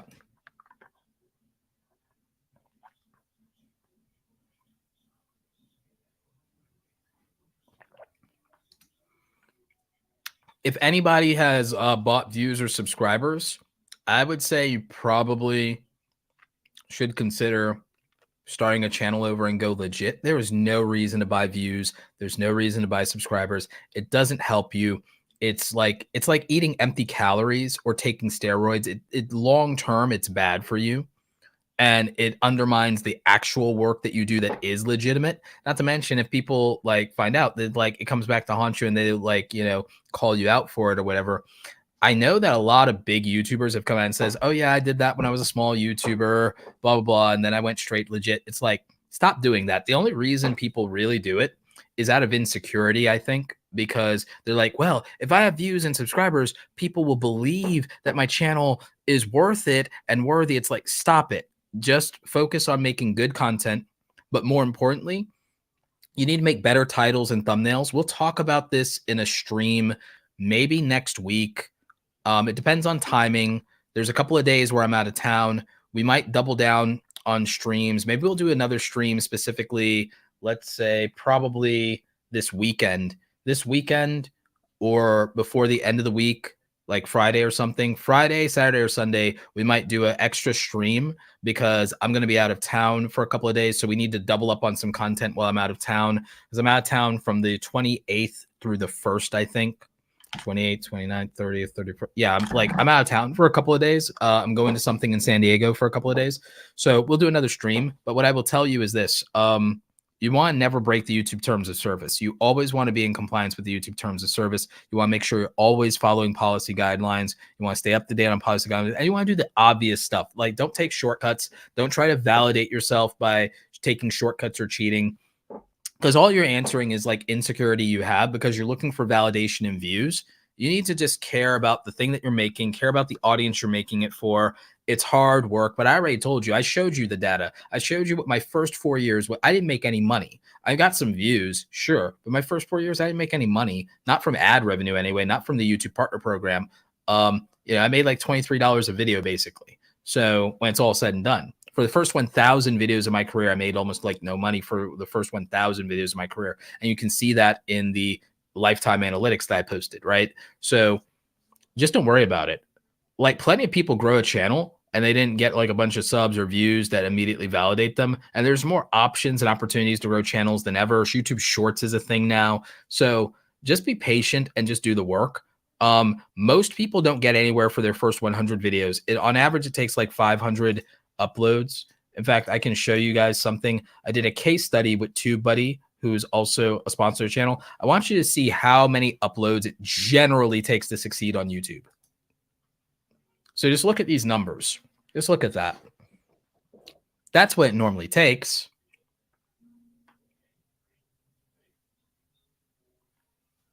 So yeah, that's what it normally takes. Hundreds of uploads. Now, some of you are like, oh, I've done hundreds of uploads and I haven't made it yet. Like, out of the majority of hundreds of uploads, the most came out of and still comes out of the back end of that, not the beginning. It's the last third of it that does all the work, not the first third. And life is like that a lot of times. It's the first third. The first third is practice. It's practically scraps. It's scrap pile. The first third is like, ugh, chuck it, you know? So like, that's why like it really takes people like 500 videos. The reason it takes most people 500 videos, the people who take less than that to succeed a lot of times are well above average levels of attractiveness. That's one thing that you can't really compete with as hard. Number two, a lot of them, they usually have above average levels of time freedom, which means that they were able to make a video that they put over 100 hours in. And it wasn't 100 hours as an amateur as much as it was like 100 hours of solid ability to begin with. usually through prior training. Okay. Most of the YouTube success stories where you see people grow really fast, what you don't know is a lot of them former employees of BuzzFeed, or they worked as an editor behind the scenes for another YouTuber. And a lot of you have no clue. Y'all do not know the backstory of most of the people that you watch. And so there's a reason, there's usually some advantage that people have that lets them grow really quickly. Now, the acronym that I came from for this, and the thing that I usually say is it's an acronym called TIME. I wish I had another like diagram for it like I have for Kaizen. I wish I had a diagram for time. I'll make one. But what it is it's time freedom. So most of y'all, you can tell me how many hours a week you all have to do content creation, but I'm going to guess, put it in the chat, put it in the comment section if you're watching this part. How many hours a week do you have free time, hours a week, to spend on your content creation? Because I'm going to guess for the far majority of you, it's 10 to 25 hours tops for most of you if you're not already full-time as a content creator. Now, how much do full-time content creators have, or people who are about to transition? 40 to 60 hours a week to put in. That's a big difference. That's a 4x difference in time. You know what the other advantage that those people usually have? Investment capital. How much investment capital, how much money have you spent into your YouTube channel? Right? A lot of content creators who are able to grow fast, they're not making amateur level looking content, because a lot of the people who grow fast, aside from YouTube Shorts, when I say this, exclude YouTube Shorts existing from your mind, okay? Exclude YouTube Shorts. I'm talking long form content. There are exceptions to the rule, but most people who grow really fast, they don't shoot on this. They start out like this, like Peter McKinnon started out basically like this and not like this. And that's why Peter McKinnon grew fast. Peter McKinnon also had the skill to use this properly. Okay. That is a big difference. All right. A lot of YouTubers grow fast. Even some who don't start out growing fast, but they blow up and you just heard of them. You know what changed? They got help. They got manpower. They got someone to help them edit, or they got someone to help them film. Ryan Trahan, when he was making content by himself, his channel wasn't growing as fast. When he had someone to carry the camera around, he was able to make different content, and that manpower made a difference in how his content looks. Same thing for Michelle Carre. Same thing for a lot of people. When you can have someone, it's a big difference between you doing Casey Neistat stuff versus someone carrying the camera, and you're able to focus completely on your storytelling, your delivery, all these things, and you're not operating the camera. All of a sudden, all your talent, all your energy, all your charisma, all your stamina, you're only on camera. Someone else is carrying it. And now you have this dynamic shot and all this stuff that other people in your niche don't have. So manpower, having other people to edit your thumbnails, other people to hold a camera, other people to edit the video. Think about it. You get to put all your energy into performance and delivery on camera, and the talent, content strategy. You're just taking things off your plate. You get to concentrate effort. Manpower is a huge advantage. There are a lot of people who are couples as YouTubers. It helps them. It's not only that they're cute and they're attractive and everything like that. It's that two heads are better than one. So a lot of you, you're solo content creators. I'm a solo content creator, by the way. I'm a solo content creator. If I had like people working on the channel, I have people working in my business, right? So I have people helping me with the business. If I had people helping me on the channel would be at 1 million subscribers already. There's a difference. Manpower, exponential concentration, better sleep, better energy, better stamina, better performance, better everything when you have help. Having help is a big advantage, and most big YouTubers you see, all of them have help. And even when they started growing, when they were struggling, they were doing it solo. When they grew, they got help, almost all of them. People you don't see on camera, people behind the scenes that help them. So a lot of them, they have that help. They have manpower. And then finally, there is expertise and experience. So a lot of people, they either had some experience or expertise you don't know about that helped them grow fast behind the scenes.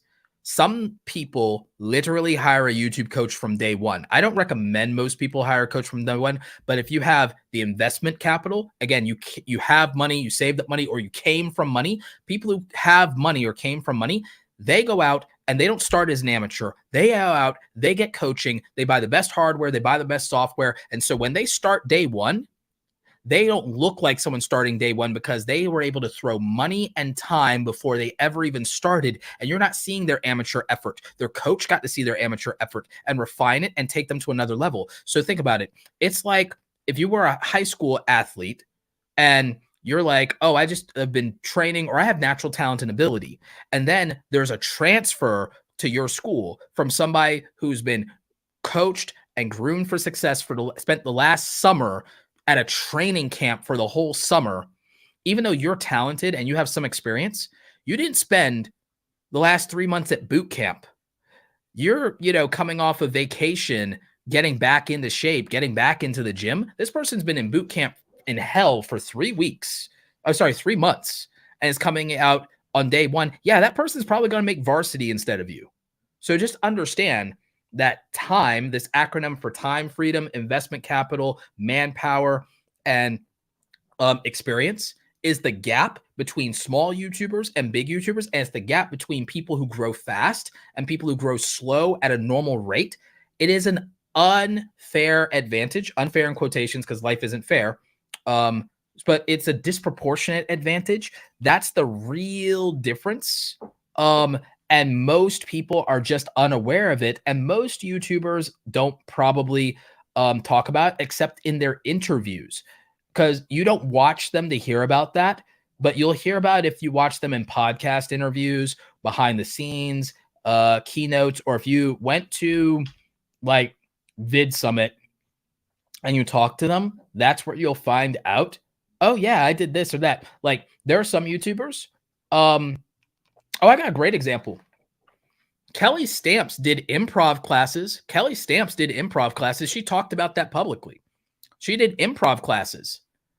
Who do you think has more charisma and confidence? Someone who does improv classes or someone who is just a normal person and maybe a little introverted, maybe a little shy, and then tries to do YouTube?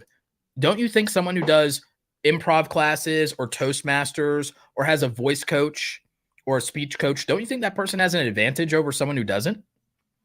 So a lot of people come to YouTube with advantages you never know about. A lot of people used to work for BuzzFeed. A lot of people used to work for other media companies. A lot of people used to work behind the scenes in television or film, or they worked for another YouTuber.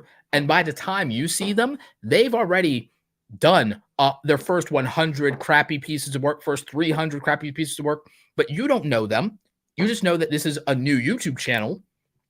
You have no idea what their previous body of work and previous experience was. So you're assuming you're on the same level of them, but you're not. They're a ringer. They're someone who's been trained classically and coached, and you haven't.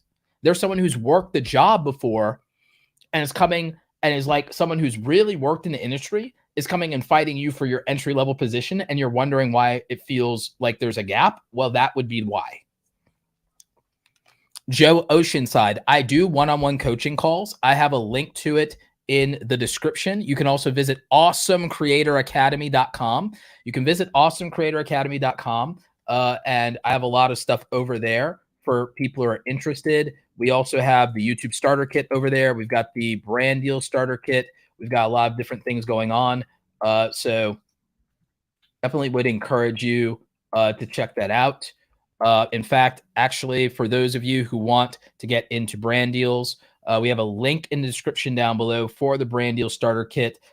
We have inside of there some resources to help you. It's not a course, but something I put together. For one thing, we have 2 Photoshop media kit templates. So you can have a media kit that you can use to pitch to brands to help you. We have a list of over 100 sponsors. You probably cannot find that for free on the internet in one place. We have some things to help you with your pricing guide. We have a brand disclosure guide to help you, a list of sponsorship platforms, brand safety guidelines, and more. I also believe that we included 12 email swipe files you can use and change your information to reach out to brands directly through email and basically cold email them. We wrote the emails for you. I think there's like 12 of them in there. So we have all those download resources. It's about $99. I think there's a coupon in the description.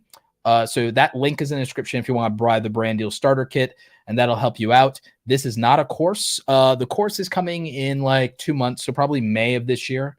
So we have that going on. Other than that, I do take one-on-one calls. I also have Awesome Creator Academy as a membership where we do live training twice a week. We do 2 office hours calls. We have, I think somewhere we have almost 100 hours of exclusive training material as well. And I do offer one-on-one coaching in terms of one-on-one calls for 90-minute sessions. I have a channel review session that's a little cheaper for some of you. So thank you for asking, Joe. All of that is linked in the description down below for anyone who cares. Moving on, though.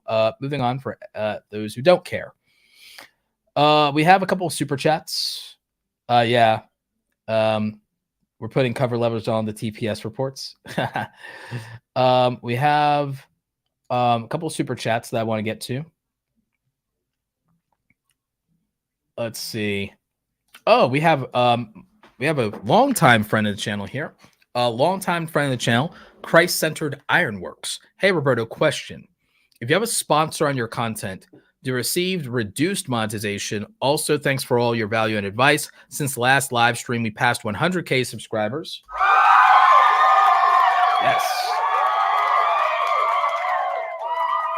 It's great. And we're now way past 300K. Oh my God, that's tremendous. So big shout out to you, Christ-Centered Ironworks. So yeah, all right, with sponsors, the ad revenue doesn't go down if you check the sponsorship box on YouTube. And so first of all, you should probably be doing that anyway because you want to be in compliance and you want to disclose that. And usually you have to do that per FTC guidelines and regulations. So you want to be in compliance with the government. We always try to comply with the government now, don't we? No matter how hard they make it, we do our best. So you always want to comply with the government. And so you want to always check that box in YouTube when it gives you the option if you're doing a sponsored brand deal where you are receiving direct payment from the brand. You don't have to for affiliate links, mind you. So for affiliates, things like the Amazon Influencer Program, you don't have to. But if you're promoting your own product that you sell, or if you're promoting a product directly for a brand sponsorship, you should check that box that says paid promotion. So those are the real 2 things where you should do the checkbox for paid promotion. So you want to disclose that. You want to verbally disclose to your audience in the video that there's sponsorship. You want to visually disclose in some way. That's why for me, a lot of times what you'll see me do is you'll see me like pop up my sponsors on the screen in some way, shape, or form. Like I'll use, that. So you want to do those type of things. And so, yes, you don't lose monetization when you click that box in YouTube and the monetization isn't reduced.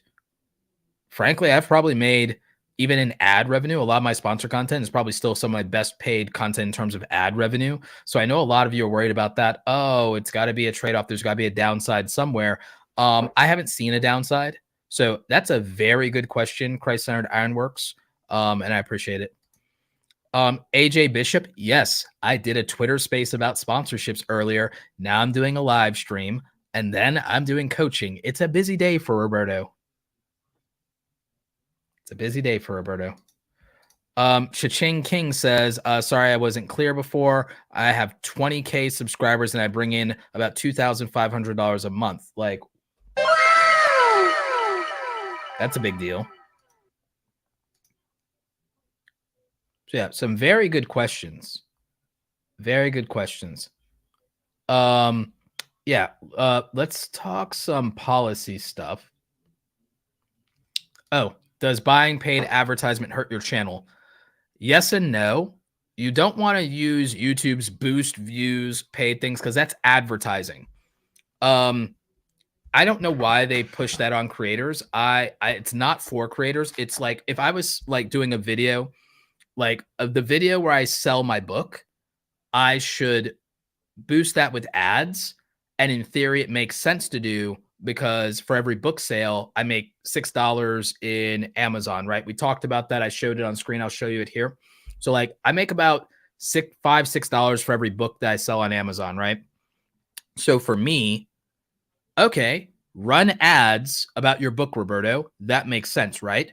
I make money from my coaching calls. So I make hundreds of dollars from my coaching calls. Okay, gee, Roberto, run ads for your coaching calls because the ROI is really high on that, right? You get paid on YouTube for ad revenue. They don't pay you ad revenue if you use ads on that video. So if a video is boosted with ads, what you all need to know is if you boost a video with ads, you will not get ad revenue for views that came from advertising.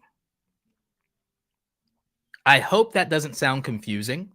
If you use ads to boost a video on YouTube, that video doesn't earn money from advertising when you used advertising to get the views. You understand? Those are non-monetized views. So views that you use ads on YouTube's ad system to boost. If you try to boost your views by paying for them in YouTube's own system with advertisement, those views are non-monetized views and are not views that are eligible for monetization when they come from ad buying. I need to make a dedicated video about not buying views from YouTube itself. First of all, you shouldn't buy views. You shouldn't buy subs. You shouldn't do any of that. But if you're not selling a product directly in a video, you shouldn't be buying advertising from YouTube to grow your channel because it doesn't work. Advertising on YouTube is meant to sell products. That's how we get paid. That's the same thing with brand deals. It's meant to sell product. It's not meant to grow your channel. So if you're interpreting that, I don't think that's how YouTube and Google are pitching it. It might feel like that to a content creator because what is a content creator's goal? A content creator's goal is usually content creators usually have only so many goals, right? So content creators, and you guys can just be honest with me. What do you care about? You're a content creator. You care about views. Views come from value for the viewer. It's what they click on, and they click on what they value. So value equals views. So you care about views. Quality content is what gets you subscribers. So you care about that. And you kind of care about to some degree, you care about watch time and retention and those things because that helps you with other things. So you kind of care about strategy. You care about analytics for that reason, right?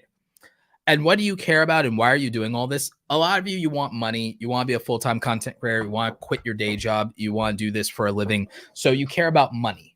So there's only really so many things content creators care about, right?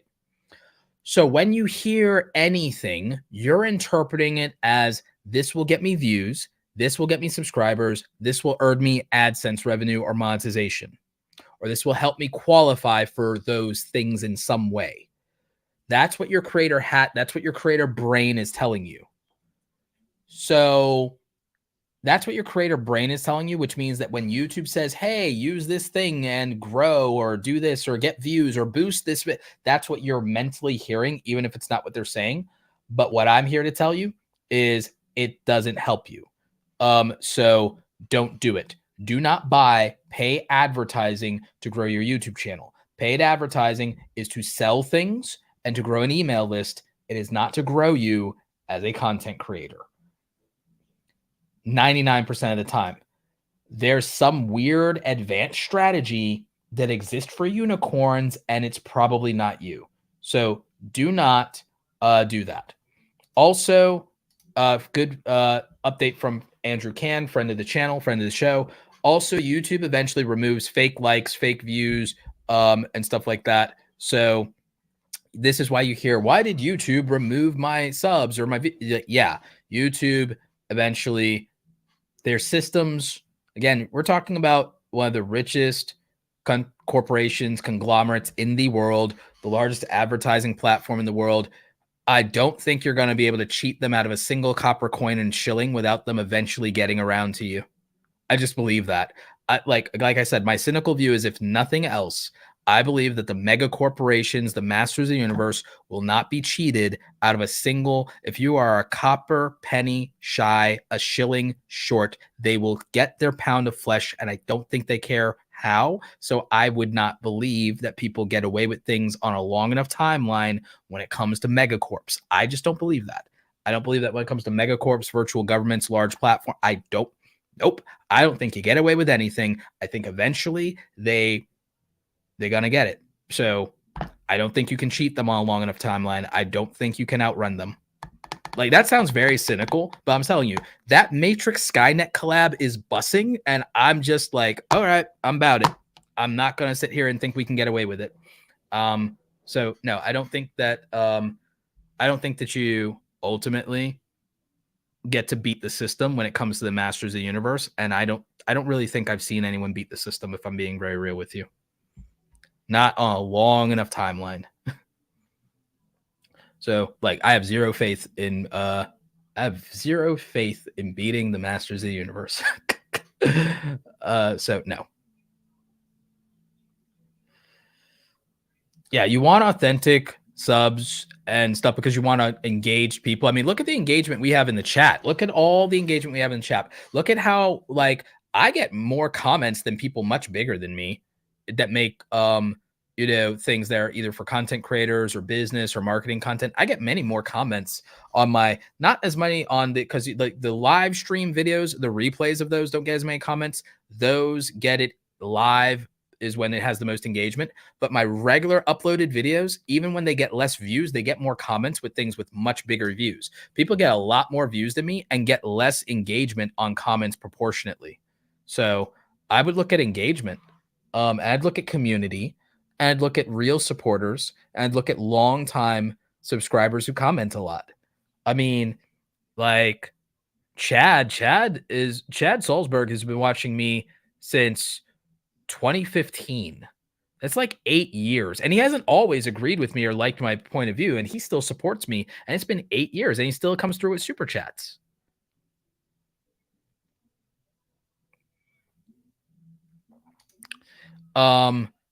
Chosen Alex says, my current CPM is $5 and I make prank videos. How do I increase this number? You largely can't. I mean, if you do no cursing, that helps. $5 CPMs is actually technically good for prank channels. Prank channels have the lowest CPMs in YouTube currently because they also are not looked at favorably by advertisers and brands. So it's just a low CPM niche to begin with. There's not much you can do. You can try and watch some of the advice in my video that I made a video specifically about how to increase your CPM in YouTube. What I would tell you is determine if all of your videos have a $5 CPM or if there are outlier videos that have a higher one. Then I would do more similar things to the ones that have a higher one. So like if you see there's some videos that have an $8 CPM or a $12 CPM, make more of those. If 5 is the cap, then it's the cap. But your niche really relies on viral videos to make money. And advertisers, they don't like to mess around with pranks sometimes because they don't like the negative association with pranks sometimes. So this is not a criticism of your content, but it's just the reality of your genre of content.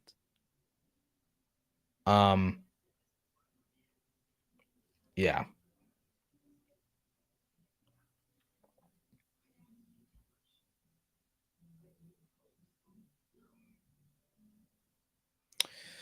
Let's see. We've got, I think we've got another super chat here.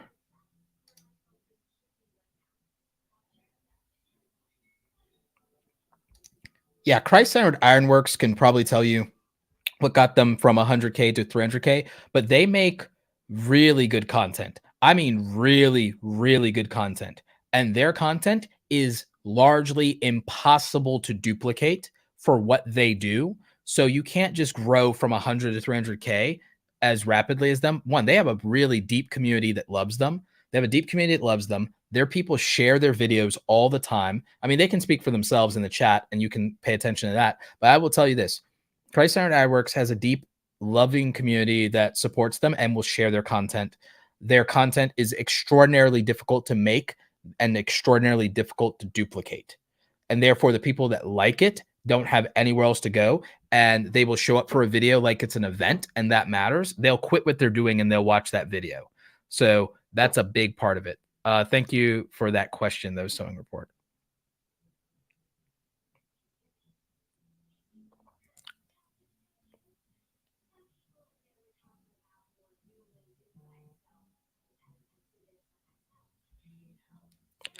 Felicia says, I need help, Roberto. Felicia, consider possibly either joining the academy or doing one-on-one coaching with me, and we might be able to help you. But if you have a general question, just post it and we'll see what we can do. We can see what we can do. D Humble says, extra hands and deep pockets helps. Yeah, that like I'm telling y'all don't know that sometimes people got extra hands to make that thing lighter, and they got deeper pockets to make it easier too. Like that's a real thing. That's a real thing that happens. Super Robot Ed says, I have to do all the work. I have to do the film, edit, talk, and make thumbnails. Same, brother. Same. So, like, that's what makes the grind a lot harder. I mean, think about it. Mr. Beast.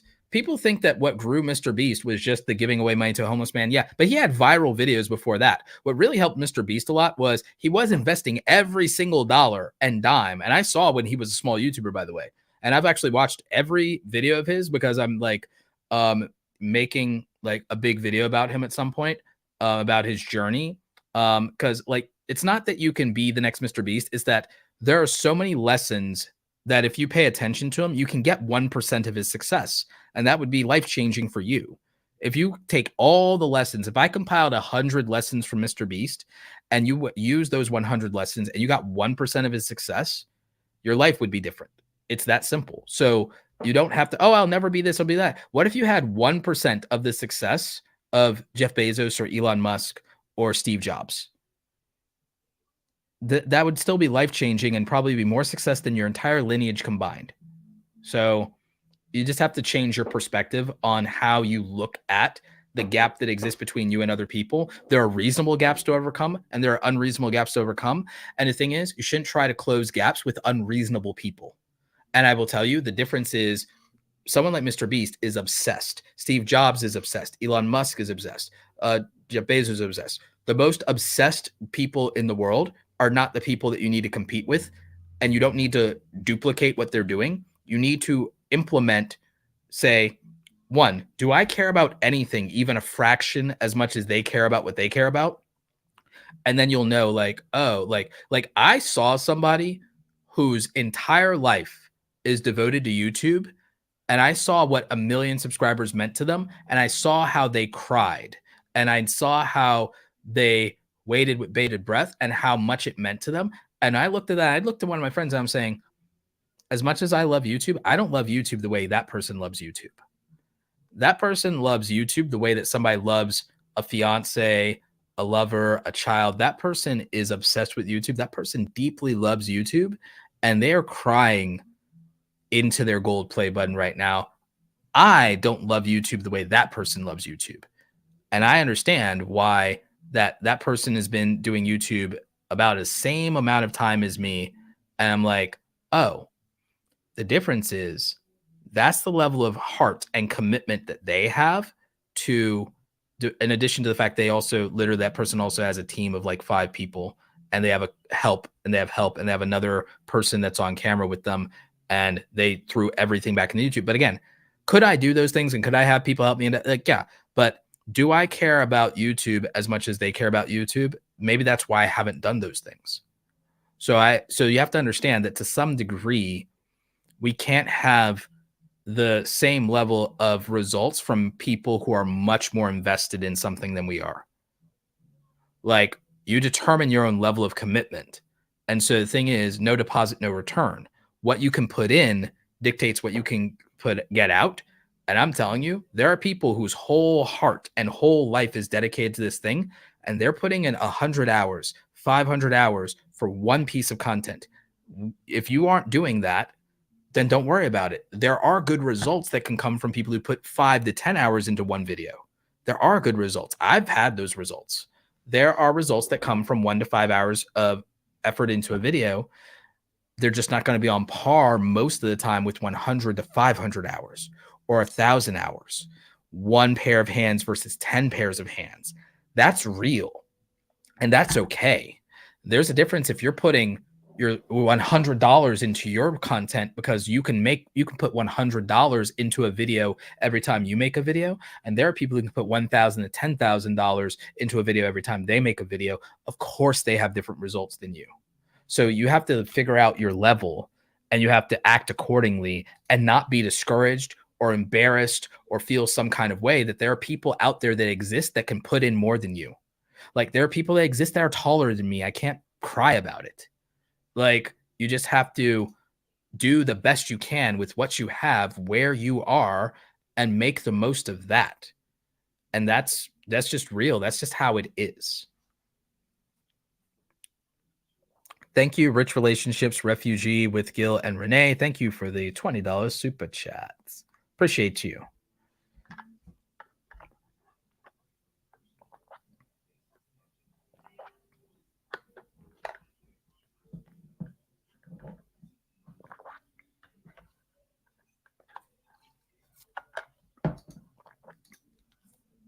Christ Iron Ironworks also leveraged YouTube Shorts, y'all. So they got some good results from Shorts. Shorts is a very much your mileage may vary game. Hell, you know what would probably get me to 1 million subscribers? Also, the creator that I'm talking about that got 1 million subs, that's also been in this as long as me and surpassed me. I had more subs than them before. They also made, I think, 100 YouTube Shorts during the pandemic. Hey, I didn't. That might have made a difference. They got a lot of views from those YouTube Shorts. Percentage of those YouTube Shorts turned into subscribers, but also decided to watch all their content and binge watch all their content. Maybe if I had made 100 YouTube Shorts during the pandemic. So you got to just understand that there are things that do impact your situation, and everyone's situation is different. And sometimes it's a matter of what you're willing to do. And so that would matter. Let's see. And again, just want a quick shout out once again to our sponsors, our good friends over at StreamYard, helping me multicast to YouTube, Facebook, Twitch, LinkedIn Live, and Twitter, as well as my YouTube channel all at once. Best streaming solution in the game. So thank you to our friends over at StreamYard. And also to our friends over at TubeBuddy, who I use for my productivity hacks, A/B testing my thumbnails, A/B testing of my titles, and bulk replacement when I got to change the links in 500 descriptions all at once. So shout out to our friends over at TubeBuddy. Links for everything in the description down below. So yes. And back to the comment section. Let's see here. Yeah, Christ-Centered Ironworks channel is amazing. So definitely shout out to them.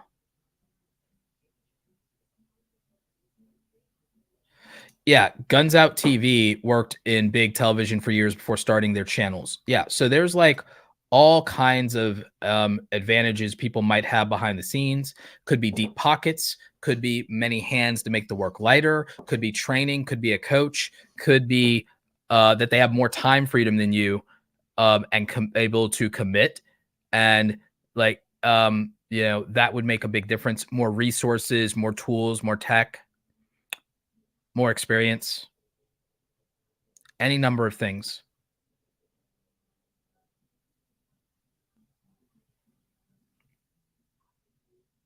Don't worry about view to sub ratios. Like focus a lot more on turning viewers into subscribers, and turning viewers and subscribers into customers, supporters, super fans, people who vote with their wallet. Yeah, let's talk a little bit about policy and compliance here. I need to bring that up on my screen. So let me grab that real quick. Yeah, because there's some policy updates, and we can talk about those. Let me switch cameras. And yep. Yeah, there's a lot of things here to talk about. Real quick though, also, we have an Awesome Creator Academy member here. KMH Family says we have the brand deal starter kit along with Roberto's Awesome Creator Academy and his book, and everything has been so helpful, inspiration, and priceless. Thanks. I could not ask for a better testimony than that. Appreciate you. All right, so let's talk about some of these policy updates. So there's actually 2 updates for March 2023, and we'll talk about some other updates as well, because there's some other things going on here. So I'm going to read this out loud to you. YouTube Partner Program, March 2023. Overlay ad format update to improve the viewer experience and optimize for higher performing ads across devices. Legacy desktop ads will stop appearing on YouTube videos starting in April 6th of 2023. So what that means for all of you is that when it comes to YouTube videos, and we go to the monetization side of YouTube videos, for example, when you see this in YouTube, there's types of ads. So there's display ads that happen by default, and it shows you where those appear. Here is overlay ads. Overlay ads are this area on a video, and that's going to go away in April. That's going to go away in April. So that's really important. Sponsored cards, I've never really seen those do anything, and I don't really care about them that much. I just always leave it checked. As you can see, I've stopped using non-skippable ads a long time ago. And of course, you have the regular skippable ads in YouTube. And so when they say that overlay ad format is going away, they're talking about those display banner ads on the bottom of a video. So that's going away. They don't contribute that much in terms of ad revenue. But yeah, they're getting rid of that legacy ad format. So that's going to go away. I don't think it'll impact your money too much. Okay. Community guidelines. There's a community guidelines change. So we have about 30 more minutes of the stream, y'all. So just be aware of that. So the community guidelines. Live streaming restrictions. Under our existing firearms policy, and yes, YouTube has a firearms policy, this is important to Clover Tack, She Fires, and a few of the other firearms channels in the community. Under our existing firearms policy, a channel that live streams content displaying someone holding, handling, or transporting a firearm may temporarily or permanently lose their ability to live stream. Learn more about live stream restrictions.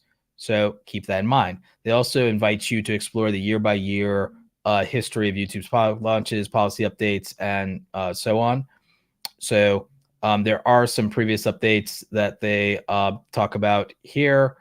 There was an announcement in November also, as you can see back over here, that they announced about inappropriate language. And so we're going to go to that one.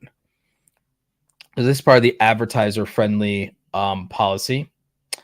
And this is revolving a lot of the, clarity and transparency around that. So a lot of you remember that YouTube and the policy team had done something in November, and then they updated it again recently and talked about it because it was going live, that inappropriate language was going to be more severely demonetized on YouTube. Like, you can't curse in the first 8 seconds of a video, and that there was going to be all of these different profanity flags, and the community really was upset about it, like extremely upset.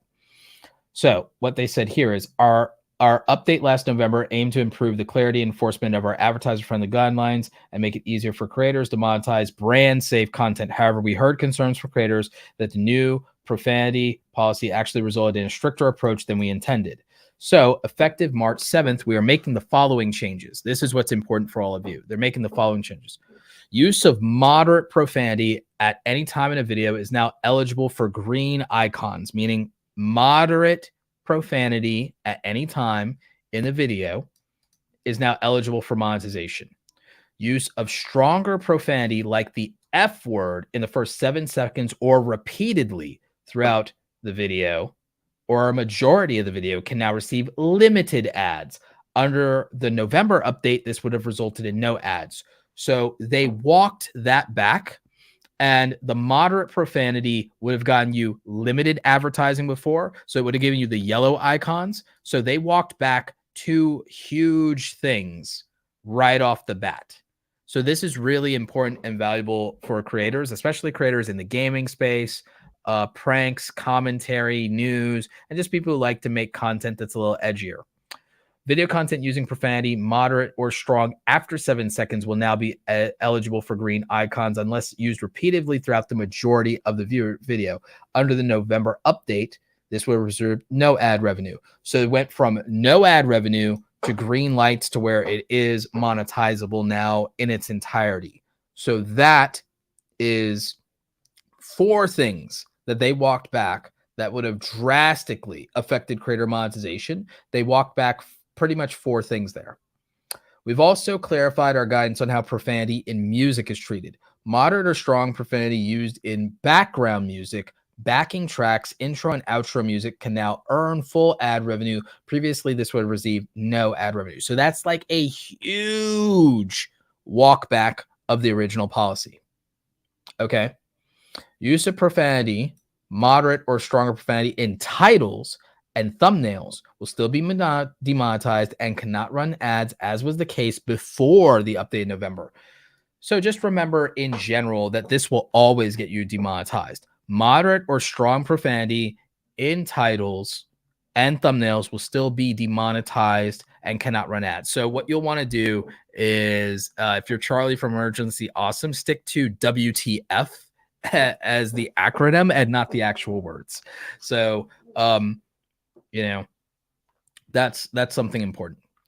What's next? The videos that received a yellow icon as a result of the November update. Oh yeah, one of the other things that's important is they were also doing this retroactively and demonetizing videos that were made before the policy went into effect. So they were retroactively affecting the income on your old videos. And so that evergreen income, that was going away. So that was harsher than they intended. And almost all YouTube policies are retroactive. I don't love that, but I also understand there's a reason to do it. But I'm not a fan of retroactive policy. I'm like, okay, everything going forward, everything that got in before this, fair game, fair play. But after the fact, okay, this is it going forward. But I also understand why companies can't do that, because there could be things that are a violation that really just shouldn't be given a pass because of the time that they lived in.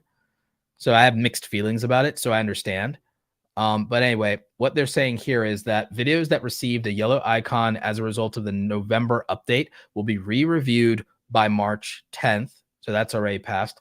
If they get a green icon, the new monetization stance will be reflected in studios. Note that some videos may remain demonetized if they still violate other advertising-friendly content guidelines. You can refer to your rating status page in studio to check which guideline you might be impacted by.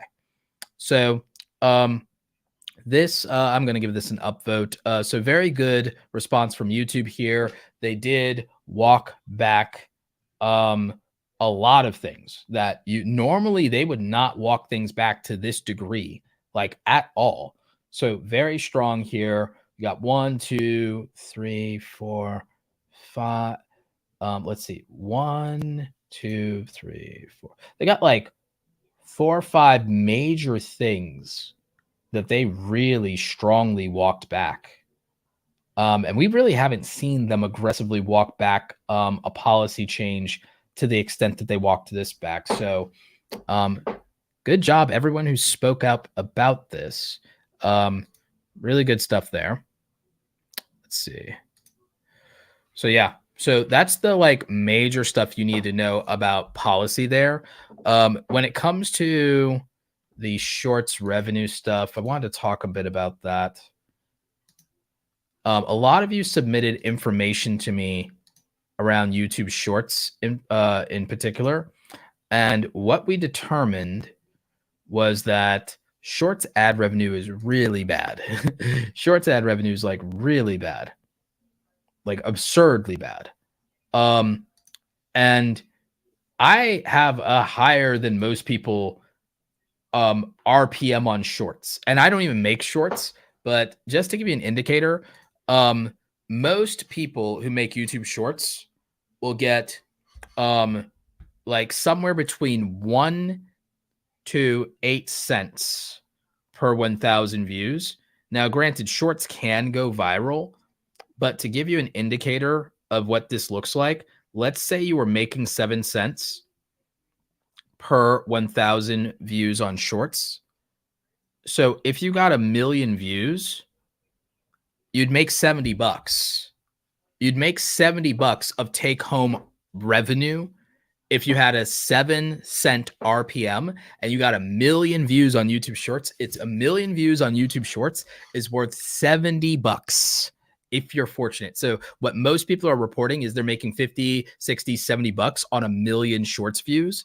And so therein lies the problem with shorts monetization, is that shorts monetization is not worth that much. Meanwhile, over here in terms of regular YouTube videos,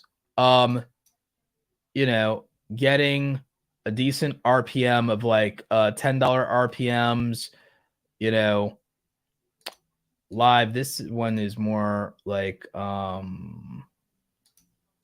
let's see this for shorts here. RPM for shorts, like 7 cents RPM for shorts.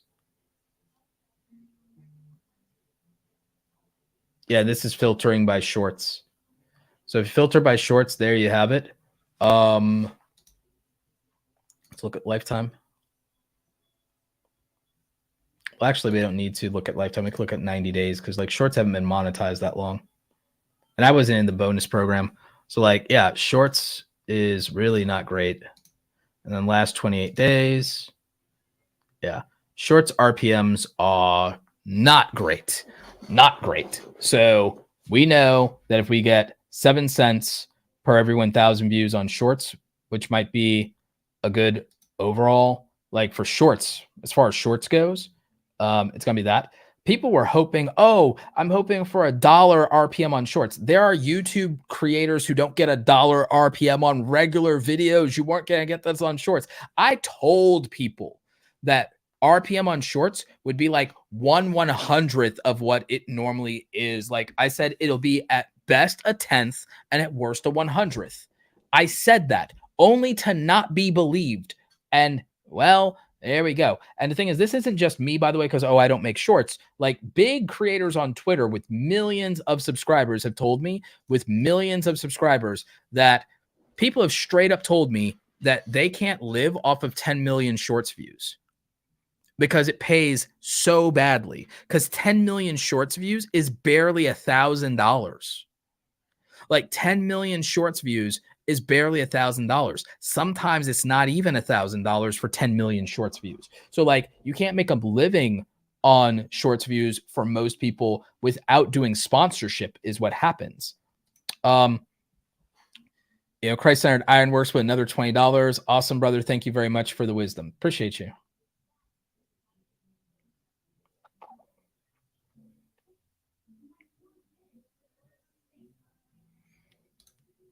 Roberto, do you know why AI voice TV channels recently do better than human channels? It depends. It's actually more subject matter. Like the ones that I like, and I'll tell you about this, the AI voice content. Here's the thing. I'm a big fan of like the presidents doing tier list. That niche is like, nature's healing. I didn't know I need that.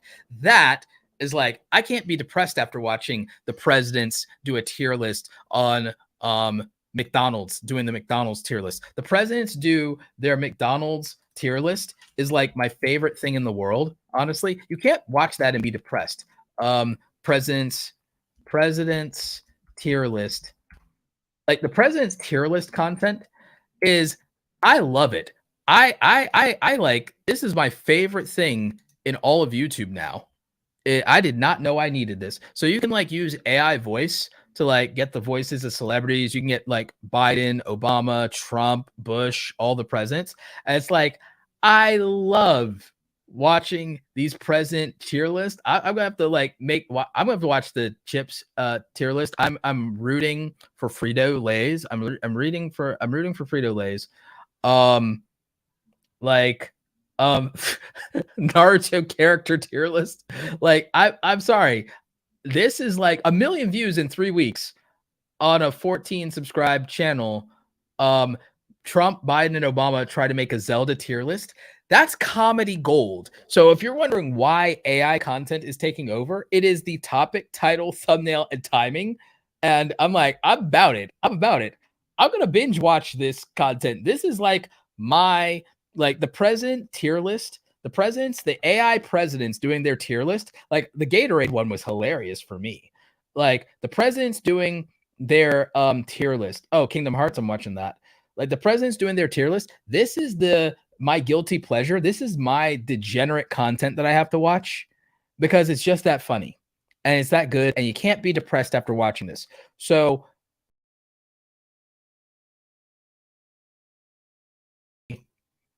it's not just that it's AI content that's taking over.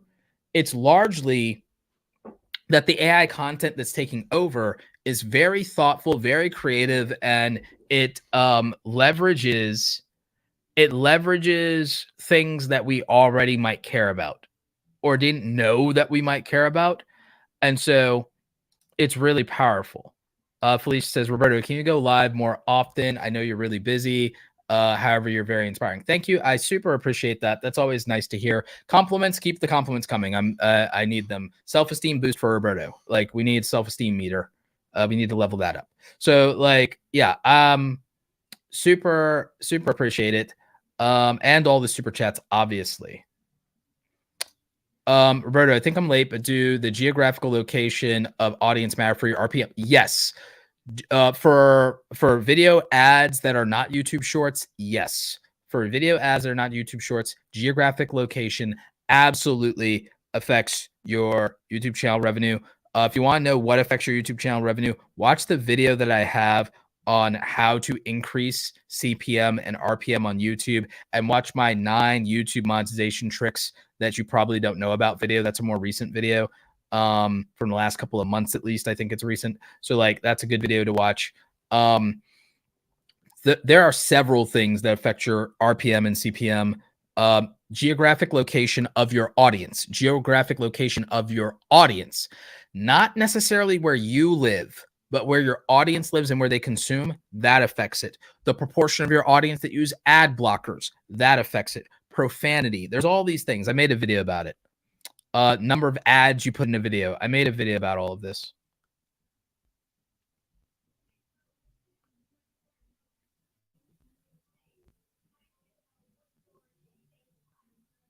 Richard, what is your question? I'm going to answer the other question because if you have less than 1,000 subscribers, there's no downside to making YouTube Shorts. If you have less than 1,000 subscribers, there's no downside to making YouTube Shorts. Kix TV says, love and respect, brother. Thank you for the knowledge gained from you. It's your boy, Sneaker Geek. Oh, thanks, Sneaker Geek. I guess this is your other channel. Appreciate you. Yeah. Do you suggest shorts along with long form videos? I currently have 678 subscribers. There's no downside to making YouTube Shorts if you are under 1,000 subscribers or under 10,000 subscribers. If you're under 10,000 subscribers, it's not really a downside to YouTube Shorts. I will say that if you're hoping that it boosts your long form, that one is a bit of a coin toss, dice roll. It depends on so many factors, including your strategy. It depends on so many things, is what I would say. So I can't necessarily guarantee that just by, I'm just adjusting in real time my layout here. And I'm going to make this RB. Save this. So I'm just adjusting my layout in StreamYard using the new feature for custom layouts. So let's see. In theory, that should have worked. Here it is. So there we go. Now when I switch this camera, I can just be on the right side of the screen. So that's super helpful for me anyway. But anyway, so in my like outline here with like Kaizen, right? If I were to say, hey, what about YouTube Shorts? I'd tell you this: YouTube Shorts could help you in terms of a strategy for discoverability. Probably won't help you on monetization. Will people go from YouTube Shorts to your higher value, long form, better quality content? Not necessarily. If they value the same topic, then yes. But a lot of them, what they want in value also has to do with they value spending as little time as possible on content, and higher quality won't seduce them. So it depends on so many variables. So that's where saying, oh, should I make YouTube Shorts? It's largely a maybe. But here's the thing. I'll say there's not a downside to this fact. If you don't make YouTube Shorts, there's an audience of 50 billion views a day that you have no access to if you don't make YouTube Shorts. So if you make 0 YouTube Shorts, there's 50 billion views a day that you can't get any shred of. You can't get a single sliver of the 50 billion views a day that go to YouTube Shorts if you don't make YouTube Shorts. So that's why I would say if you have less than like 10,000 subscribers, YouTube Shorts can help you in one of the areas that you care about. I want views. I want traffic. I want people to know about me, and I want subscribers. YouTube Shorts can help you get views. YouTube Shorts can help you get subscribers. Will they watch your long form content? Will they help you get monetized? My answer to that is most of the time, no. But it will help you if you struggle with the subs monetization requirement. If you want to meet the watch time monetization requirement, I'm going to tell you that live streams are your best bet. And so, okay, if you have a YouTube Shorts audience, let's say you're a YouTube Shorts audience and you want to make more money. Let's say you do YouTube Shorts and you want to make more money. Here's my best advice. Post in your community tab, and your YouTube Shorts viewers will see your community tab post a lot of times too. And what you can tell them is you can let them know, hey, I'm going to go live with my community. I love y'all. I'm going to hang out with y'all. We're going to do this every Friday night, or we're going to do this every, Monday afternoon, or we're going to do this every Saturday morning, and we're going to hang out together. And here's what we're going to do when we hang out. So a lot of you YouTube Shorts creators, a lot of you are Shorts creators, and you also kind of do reaction content. If I was a YouTube Shorts creator and I was doing entertainment-based content, I would do Saturday morning live streams or Friday night chill streams with my audience if I was a YouTube Shorts creator that was popping. And then those people can donate super chats to me. My true fans will donate super chats by doing that. They'll be invested. They might pay for a channel membership to support, to say, hey, keep going. I love you and I love hanging out. And the thing is, you could do those YouTube live streams and you could do reaction content in those YouTube live streams that fits that entertainment audience, or you could also do your own stuff. You could also react to your own YouTube Shorts during that live, and you can talk about your audience. You can tell them, hey, this is how that YouTube short happened, or here's what inspired that, or hey, y'all, what should I make? And you can hang out with your audience, and hanging out with your audience, if you're a YouTube Shorts creator, will get you watch time to get you monetized. And if you are monetized as a YouTube Shorts creator, you make more money because you'll make money on the ad replays. Your audience will watch, and it doesn't have any negative effect on your YouTube Shorts, because YouTube Live, YouTube Shorts, and YouTube videos have a different algorithm. So you have no downsides. And you've seen how my live streams are performing. My live streams are bussing. Look at my live stream views. Just look at just look at my gorgeous live stream views. And actually, can I make this bigger? I think I can make this bigger.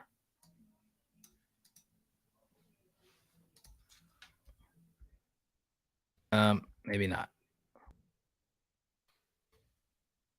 Yeah. But I'm getting good views on the replays of my live streams. So if that's the case, then you can't just sit there and say, oh, well, I'm not going to do live streams because I'm so scared it'll hurt my channel. It's well, look at the numbers. The numbers are not really hurting in any significant way. If we really just kind of look at it for what it is, it's not hurting in some kind of significant way. So I would say, hang on, let me see something. Okay.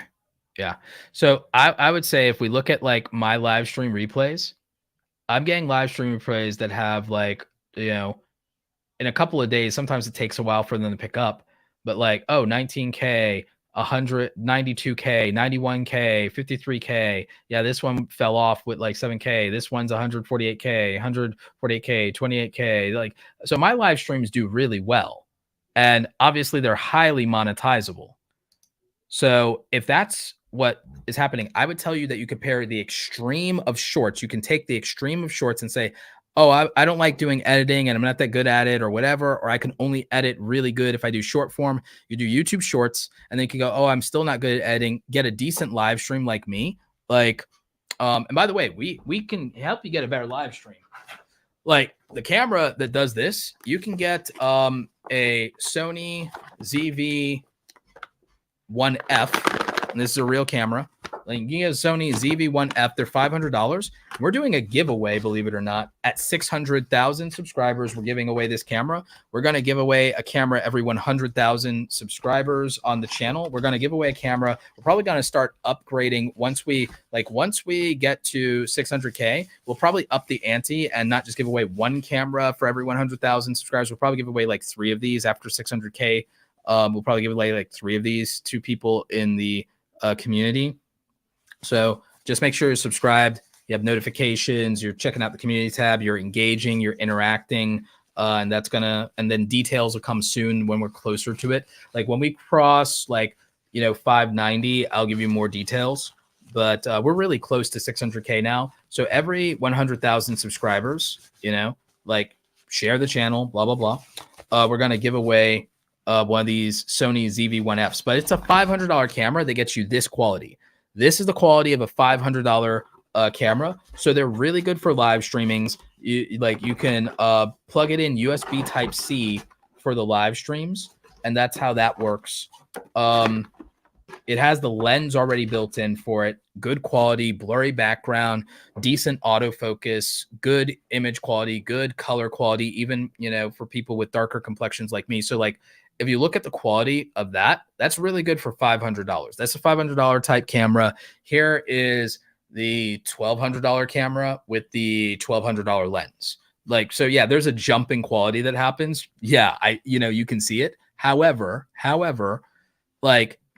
both are still really good and people will watch the $500 quality easily. So again, you don't even have to be that big of a content creator to afford that. So like I said, we're going to do a giveaway at 600,000 subscribers. Details will come when we're closer. And then we'll do multiple giveaways every 100K subs. If channel memberships start to get to a point where we have enough channel members, if we have 300 channel members, we're at about almost 100 channel members now. If we have 300 channel members, we'll probably give away another 1 or 2 cameras just per month out of the because out of that much money, if we get to 300 or 500 channel members, if we get to 300 or 500 channel members, we'll literally give away one of these cameras once a month. I'll do it out of that money. I'll just do it out of that money completely, and we'll give away a camera a month. And we'll do it, probably through people who interact with the live streams is what way we'll do it. Is probably the live stream viewers will be, who that happens for. Because I also think with StreamYard, I can actually pick a live stream viewer to win. So that's probably how we'll go about it. So that's probably what we'll do.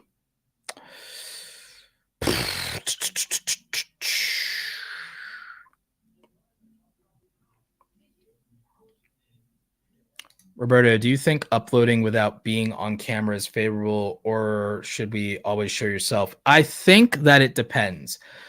A lot of my early content was faceless content, believe it or not. I was a faceless creator because I was doing Photoshop tutorials. So I think it just depends on how you go about it.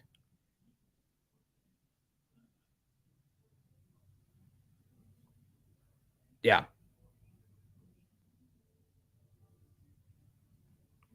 So, that's kind of thing.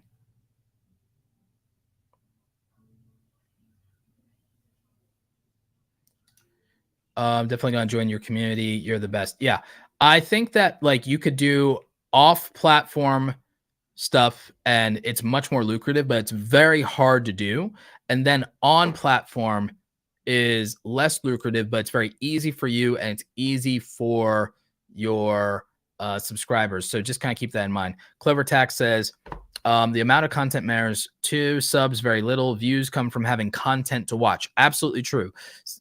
Views come from having content to watch. It has nothing to do with your subscriber count. People young YouTubers way back in the day that became the biggest YouTubers all created this thing that YouTube does not care about called view to subscriber ratio. And they even have it backwards. They have this idea in their head that because I have this many subscribers, I should have this many views. And if I don't, my channel is dead. When that's actually not true. It has nothing to do with your subscriber count. It has everything to do with topic, title, thumbnail, timing. There was a period in YouTube prior to 2015, 2016. So we're talking literally almost 10 years ago. Almost 10 years ago, subscriber counts on YouTube did have some influence over your ability to get views. But that's like early YouTube. That's why big creators still care about it. And the fans of big creators make up the culture of YouTube. But then if they become content creators, one of the reasons that so many of them quit is because their expectations are of a golden era of YouTube that's been as a decade past. It's a decade in the past. The golden era of YouTube that they remember that they grew up with is 10 years ago. YouTube's unrecognizable from that now. And so you should not think about subscribers as a way to get more views. It doesn't work. The only thing that gets you views is the content that you make, not subscribership. And notifications don't do as much as people think they do. They don't help that much. For initial views, but it really comes down to topic title and thumbnail. And the only thing that indicates a dead channel is a channel that is not uploading anymore. Like, you can feel like your channel is dead, but all it takes is one video being the right video to if one video pops. This happened to a lot of people. People are like, oh, my channel's dead. You know what? Some of them did. They made YouTube shorts. I have a friend. He and his wife do YouTube. They were at like 500K subs. They sided with a part of their community. Their community got divided. I won't talk about what niche they're in because that makes it too easy to guess who it is. And then I will say they're like in the television niche. The show that they were covering had some like very upset fans. They got on the wrong side of the fans that were upset with the franchise, let's say, right? And so then they started doing, the franchise did some things that were really cool though, and then they started covering those things in YouTube shorts. Boom. They got an audience that didn't care and didn't take sides on the previous things and just loves the franchise. They weren't divided as much. They reinvigorated a new audience. They got some old people that didn't even know they were still posting content, and their channel surged because during the pandemic, in the beginning of the pandemic, I told them, make YouTube shorts. Make YouTube shorts about this thing. I know the niche. I know the franchise. I'm a nerd. I love this stuff. Just make YouTube shorts. And they did. And then the franchise made some stuff that was perfect for YouTube shorts. And they started really getting, for the first time in like over a year, they started getting 1 million views again because of the YouTube shorts. And their subscriber counts just surged and surged and surged. And it's because they changed the game and they got a new audience and they resurfaced themselves. And they could have just given up. They could have just given up. They could have said, oh, wow, our channel and our views fell off a cliff. We haven't been popping in almost a year. We're just barely hanging in there. What the hell? They could have just given up, but they took advantage of an opportunity. They trusted their friend to help them see this opportunity and say, trust me, do this for 90 days. Just trust me. They were like 3 weeks in and they were like, oh my God, I didn't know it was like that. And they benefited from that, right? I had a friend you guys are probably familiar with, John Prosser, years ago. He was going to quit YouTube. Now he gets like 100K views every upload now. He was going to quit YouTube. At 30,000 subscribers, he was going to quit YouTube. He's over 250,000 subscribers now, gets like 100,000 views per upload now. He was going to quit YouTube.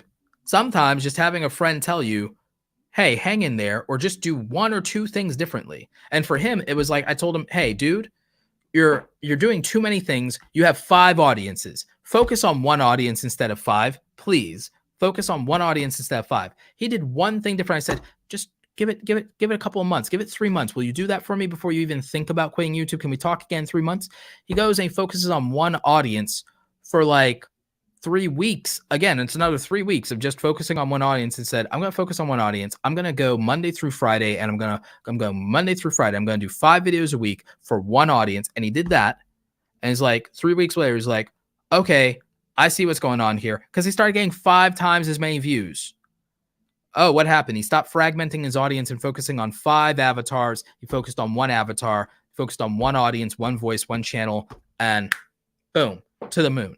Right? Sometimes you just need one thing to get clarity on, to get clarity on, to clear the cobwebs, to freaking focus. Sometimes we're so distracted. We're chasing everything. We're chasing every shiny object. Sometimes just incrementally saying, you know what, I'm going to focus on one thing this month. Just 1 month. I'm focus on one thing, and I'm going to like take 10, 20 shots at one thing in 1 month. I'm going to take 10, 20 shots in 1 month, 30 days. Just do that. You know what? One quarter, 90 days, 100 days of just do it, focus on one thing, and you're going to see results. Imagine if you like worked out for 100 days and you were consistent about it, and you're like, okay, I'm going to work out every day, but the way I'm going to do it is I'm going to, I'm going to do rest days, blah, blah, blah. But I'm like, I'm going to work this part of my body on these days. And when I'm not doing that and I'm recovering on that part of my body, I'm going to work on this. I'm going to, if you just worked out and did a fitness regimen, 100-day fitness regimen, you don't think you'd see results and see incremental improvement? That's why I talk about Kaizen.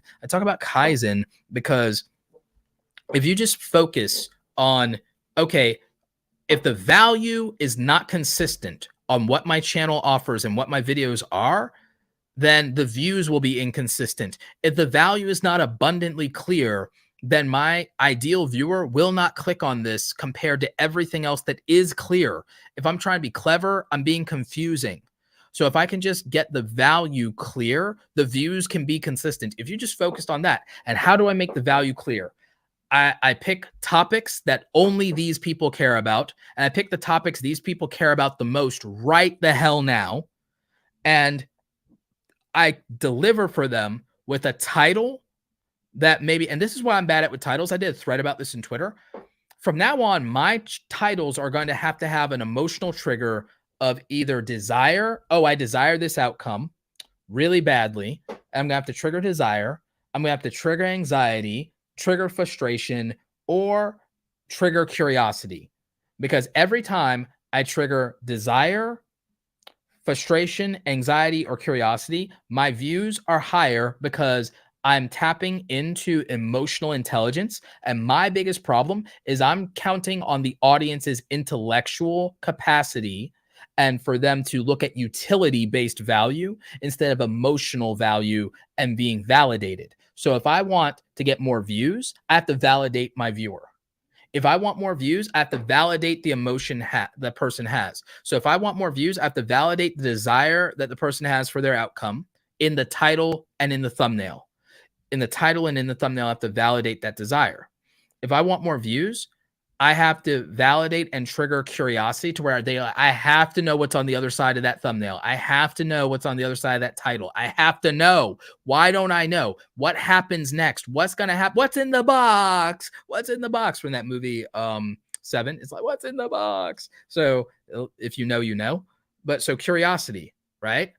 Biggest content creators already know this. Frustration. If you're feeling frustrated with a YouTube policy, my video has to validate your frustration with a YouTube policy. You're pissed about TikTok. I have to validate that in the title and in the thumbnail explicitly. It has to be no confusion that I'm validating or mirroring the emotion that you have. So if you want more views, tap into emotional intelligence. Even if you're an educator, tap into emotional intelligence in your viewers instead of trying to tap into their intellectual capacity for utility. Instead of offering utility, focus on emotion. Because that's my problem. My problem is I have focused on utility instead of on emotion. But when I focus on emotion, but that's also because YouTube, by the way, used to be mostly a search engine, and YouTube used to reward a focus on utility. Now it rewards a focus on emotion. My old school videos, what they went on, my OG videos won on utility. And by the way, they're not all how to grow a YouTube channel videos. It was mostly tutorials. By the way, it was tutorials. But what wins is not always utility. What wins is, to some extent, like I said, desire, frustration, anxiety, and curiosity. There are other things in the emotional spectrum that work, but those are like the low-hanging fruit. Like everyone knows those 4, and you could focus on that. And I don't need to give you more than 4 to not confuse you. But like curiosity, does uploading more videos to YouTube grow your channel faster? I have to know. This guy has a play button. This guy has a play button. I see he has at least 100,000 subscribers. Does uploading more grow a channel faster? I have to know. So that's why that one worked. How to get your first 1,000 subscribers on YouTube. Why you're not growing on YouTube. That's both curiosity, frustration, and desire. Same thing with the upload amount. I actually use 3 emotions. So it's not even purely utility. Now, things that got me somewhere on utility are best export settings for Premiere Pro, for example, right? Color grading, this one. All right, here's one. Curiosity and hope. From broke to 100K a year. This changed my life, not clickbait. This is how it changed my life, not clickbait. That's curiosity. It's desire and hope because you're like, oh, I need to know how he changed his life. So there's curiosity. There's desire. Well, I want to change my life. So those things are validated in the title and to a degree in the thumbnail. The rest of these here, like those are utility, right? Here is something that did really well for me that literally is like, okay, the start affiliate market thing, that's utility, but it's also desire. But here's the big one. YouTube will start putting ads on non-monetized videos while not paying creators. Oh, that makes people angry. That makes people frustrated. It was 100% true because that was a policy change. And people were frustrated. People had anxiety about that. People didn't want it to be true. People were angry. And they were curious, is that real or is this clickbait? Or it's like, so look at what's conveyed in the thumbnail. My own frustration to some degree, or my own, I don't like this, is conveyed in the thumbnail, the title. It's all there. So this is something that should be obvious, but it's not. Say social media is over. Why you need a website and email list. Same thing. So if there's any lesson that also came out of the pandemic and out of clickbait journalism, it's emotion overrules everything. Emotion overrules everything. So if you want the click, if you want the view, validate the feeling of the audience, validate the emotions of your viewer, validate the viewer, and you will get the click. Empathize with your viewer, validate them, and then offer them something. So empathize with your viewer, validate your viewer, and then offer them something. And you have to do that in the topic, title, thumbnail, and timing combo. You have to do that. And that's what will increase and demonstrate value. How to start a successful YouTube channel, real advice. Curiosity plus desire. Here's the guy with a thumbnail. Doesn't he look happy? Don't you want to have that play button? Here's the guy with his play button. Don't you want that play button? 1,000 subscribers. He's got 1,000 subscribers. He's got hundreds of thousands of subscribers. I'm gonna listen to this guy. Oh, like fast? Tell me, sir. And to a degree, the video length also validates the viewer because it's like, that's 20 minutes. Yes, that's a commitment. That's a lot of time. But damn, this is hard and I haven't been doing it and it's taken me months. If I can learn to unlock this in 20 minutes, it's worth it to me because I can't keep doing this for months on end and being frustrated. So I understand that there's frustration from the audience and I'm addressing it by offering something. I'm validating the desire that they have and I'm inciting curiosity. That's what I've learned in the, like, when I've analyzed my most successful videos and what era my most successful videos belong to. Are they from the last 2 years, like in a pandemic post/post-pandemic world? What about the year before? All these things. I understand why some videos from 5 years ago in the climate that YouTube was could win on utility. Now I know that videos will win on emotion more than they will win on utility. Is there value in utility? Yes, but I can't lead with utility. I have to lead with emotion.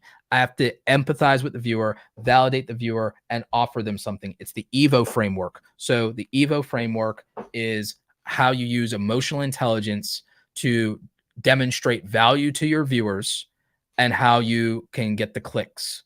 So if all of my videos validated my viewers up front, then more of my videos will have 100,000 views. And I've also learned that from my live streams, which is why my live streams that validate the viewer get more views than videos that purely offer utility. The TubeBuddy one is a utility-based video. I had a guest for that as well. But like if something's utility only, then it underperforms. If I manage to some degree, this one was utility, but there's also an element of desire and in there with the money and stuff like that. There's also frustration. So that's why it's not 100,000 views, it's 50K views, but there's other things that mostly trigger curiosity or desire, and those will get me the 100K views. So even I do trial and error, but you can see the jump in like 6 months ago, how things were going versus now to some degree on some of these approaches. Recent videos that haven't done well, I understand that it's utility. It's that when the title and thumbnail are, oh, here's utility, or here's me trying to be quirky or do something, that doesn't work. Emotional intelligence has to be demonstrated for the viewer to find value. And you have to have the emotional intelligence to understand the audience and what they deem to be valuable versus what you deem to be valuable. So what I think is valuable doesn't matter. What the audience thinks is valuable is all that matters. So what the audience thinks is valuable is what is valuable. And that's what matters when it comes to views. Now, that changes if you're trying to worry about what a brand thinks it's valuable. And if you're trying to get money from brands, that's a different conversation. That is a completely different conversation when it comes to what was the company value? What will they pay money for? So value from a monetization standpoint is a different conversation than value from a views standpoint and giving value to the viewer. So that's yep. So that's what's different there. Let's get to some super chats. Apparently, I'm way behind on the chat here, and then we're going to wrap up because I've got training at 6.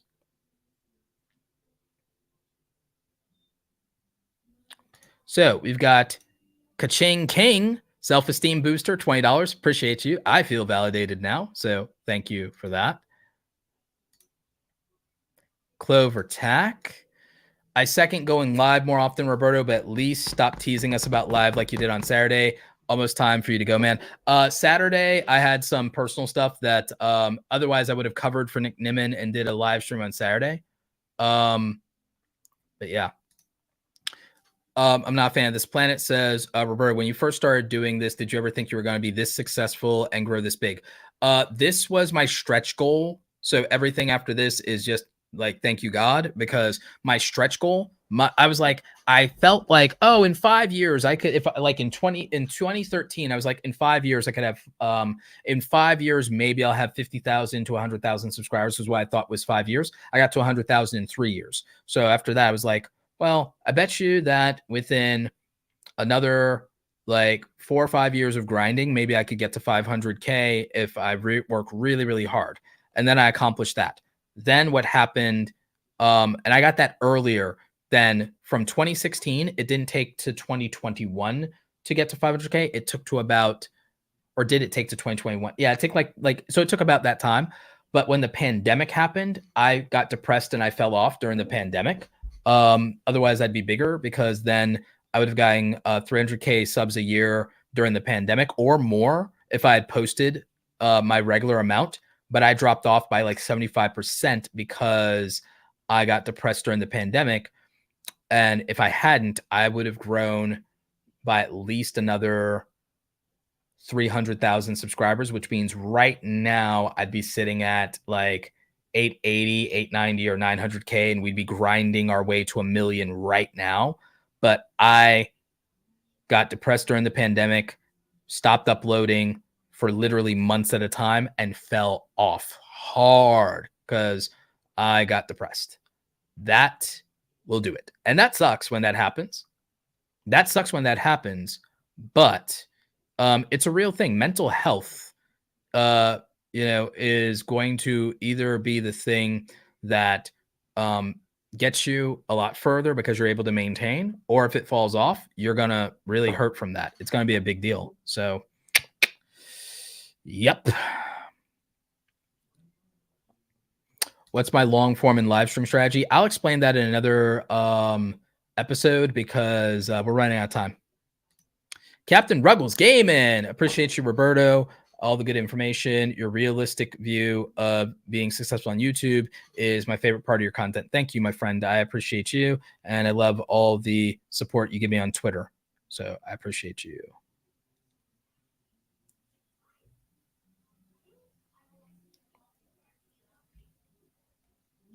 Yeah. ZV-1F. Yeah, you have the ZV-1 with a wide angle lens adapter. The F version's pretty sweet. Yep, absolutely.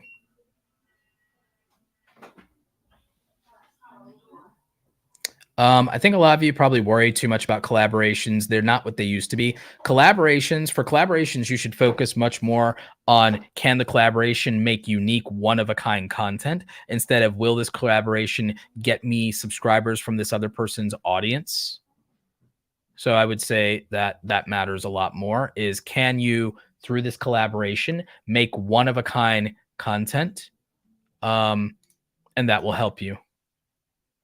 So focus a lot more on that. And guys, I'm not going to be late. I'm only going to take a short break before I go do my coaching at 6. So I'm not going to be late. Thank you for the $20 super sticker, Pita Flakes. I'm going to probably end it here. Probably just going to get the last super chat in, and then we're going to probably end this. KM Gun Art, $5 super chat. This has been another exciting live. Thank you, Roberto. Time check. Thank you for the time check. I appreciate you. Yep. Yeah, but it's basically time for me to go. I have enough time to probably wolf something down and then go ahead and do my coaching.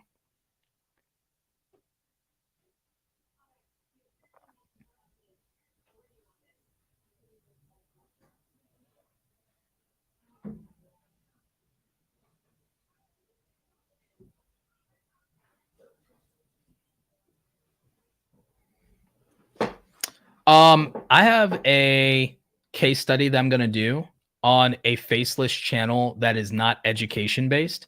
But for people who don't think that I can do non-education channel stuff and be successful, I have a shock for you. Way back in the day, before I understood the concept of niching down, I would, on the weekends, do movie reviews on my channel and TV show reviews. And so, can Roberto get YouTube views without doing education content? For anybody, is that a challenge? Okay. Let's see.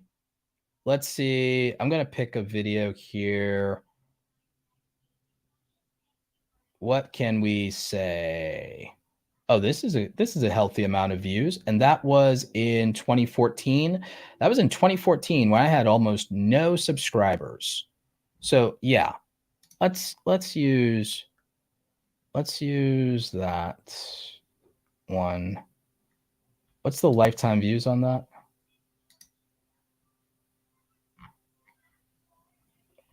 Oh, well, this made no money, so, but it doesn't matter. Okay, so so people wonder sometimes, can Roberto get views that around something that's not education, and would the same tips work if it wasn't for education based content? Oh, I don't know. It looks like Roberto can get like 30, 40. And this is why I had no subscribers hardly, by the way. 2014, I was not a big content creator. In 2014, I had like, and this is like back in like June of 2014. In June of 2014, I probably had 10,000 subscribers, 12,000, 14,000 subscribers, something like that. I probably had like less than 20,000 subscribers, and I got 40,000 views on a video about Game of Thrones. Game of Thrones, y'all. So can I get views without doing education content? Oh, I don't know. Can I? Yeah. So I could, if I wanted to, and maybe I will, and then I'll tell y'all when it's a bigger channel. If I decided to pick one of the most popular franchises that there is in television, let's say, right? If I pick a popular television franchise and I decided to make videos 1 to 2 times a week, which would be very hard to do, plus do the content I have to make for y'all. If I managed somehow, some way to do that with a faceless channel where people didn't know it was me, I would have probably been able to get that very high on views, because, to be honest, if you tap into a fandom, I'm not saying it's easy, but if you can tap into a fandom and you can make good thumbnails and you can make decent enough titles, it's not that difficult to get views in this era of how big fandom is. And for people who say, well, we know your voice, that's what AI voice changers are for. So like, and I can do voices. I've already proven that I can change my voice. And if I'm making only 5 to 8 minute videos, I could probably do it without straining my voice. So just heads up, I could do a faceless YouTube channel. It would reach a different audience. It would not be the majority of people who know me on YouTube. I can alter my voice in the app and most people wouldn't know about it. Like, and I don't think that this person was trying to be offensive in any way, but I'm just making a point that, yeah, I could get views doing not educational stuff. I could have just been a Star Wars YouTuber, and I have a lot of friends in that community. I could have just been a Star Wars YouTuber. And I have a lot of props and like memorabilia and stuff like that. I'm really good at, and now there's all this AI artwork that I could leverage. I have a good friend, Geekdom 101. He didn't show his face for years and he got to hundreds of thousands of subscribers. So the thing is, I believe that if I maybe made, let's say 300 faceless videos on a popular franchise like Harry Potter or something like that, Game of Thrones, Star Wars, Pokemon, if I made 300 videos on a faceless channel and I did that, however many years it takes to do 300, if I just leverage the right topics, titles, thumbnails, and timing, and I did that in a thing that's popular and people are familiar with, and I made it fun for them, then I am fairly confident that that could get to 100,000 subscribers. I know a lot of people don't do it. I will tell you though, I can do that though because I have unfair advantages. To begin with, my first unfair advantage in YouTube, even in the olden days, my first unfair advantage was I could do it like a full-time YouTuber because I was a full-time freelancer, which means that there were entire days where I could only do YouTube because I was a full-time freelancer. I didn't have a 9-to-5 job. So since I didn't have a 9-to-5 job, I was more well-rested than most of you. I had better mental health than most of you in that situation for the most part. And I had a little bit more flexibility with my time. So because I had time freedom and I didn't really have that many people to help me or anything like that, so I can't really say I had the manpower thing, but I had hardware. And so that would do some heavy lifting for me. I had hardware that might have been better than some people's back then. Not by much though. So I had a few advantages in the sense that I was investing money back into this. So I was investing money into it. I had lighting gear, audio gear, camera gear that people didn't have. And I saved up for that. I threw all the money at that. I had time freedom. So that helped me a lot more. And I had experience. So I had everything but the manpower in terms of extra help.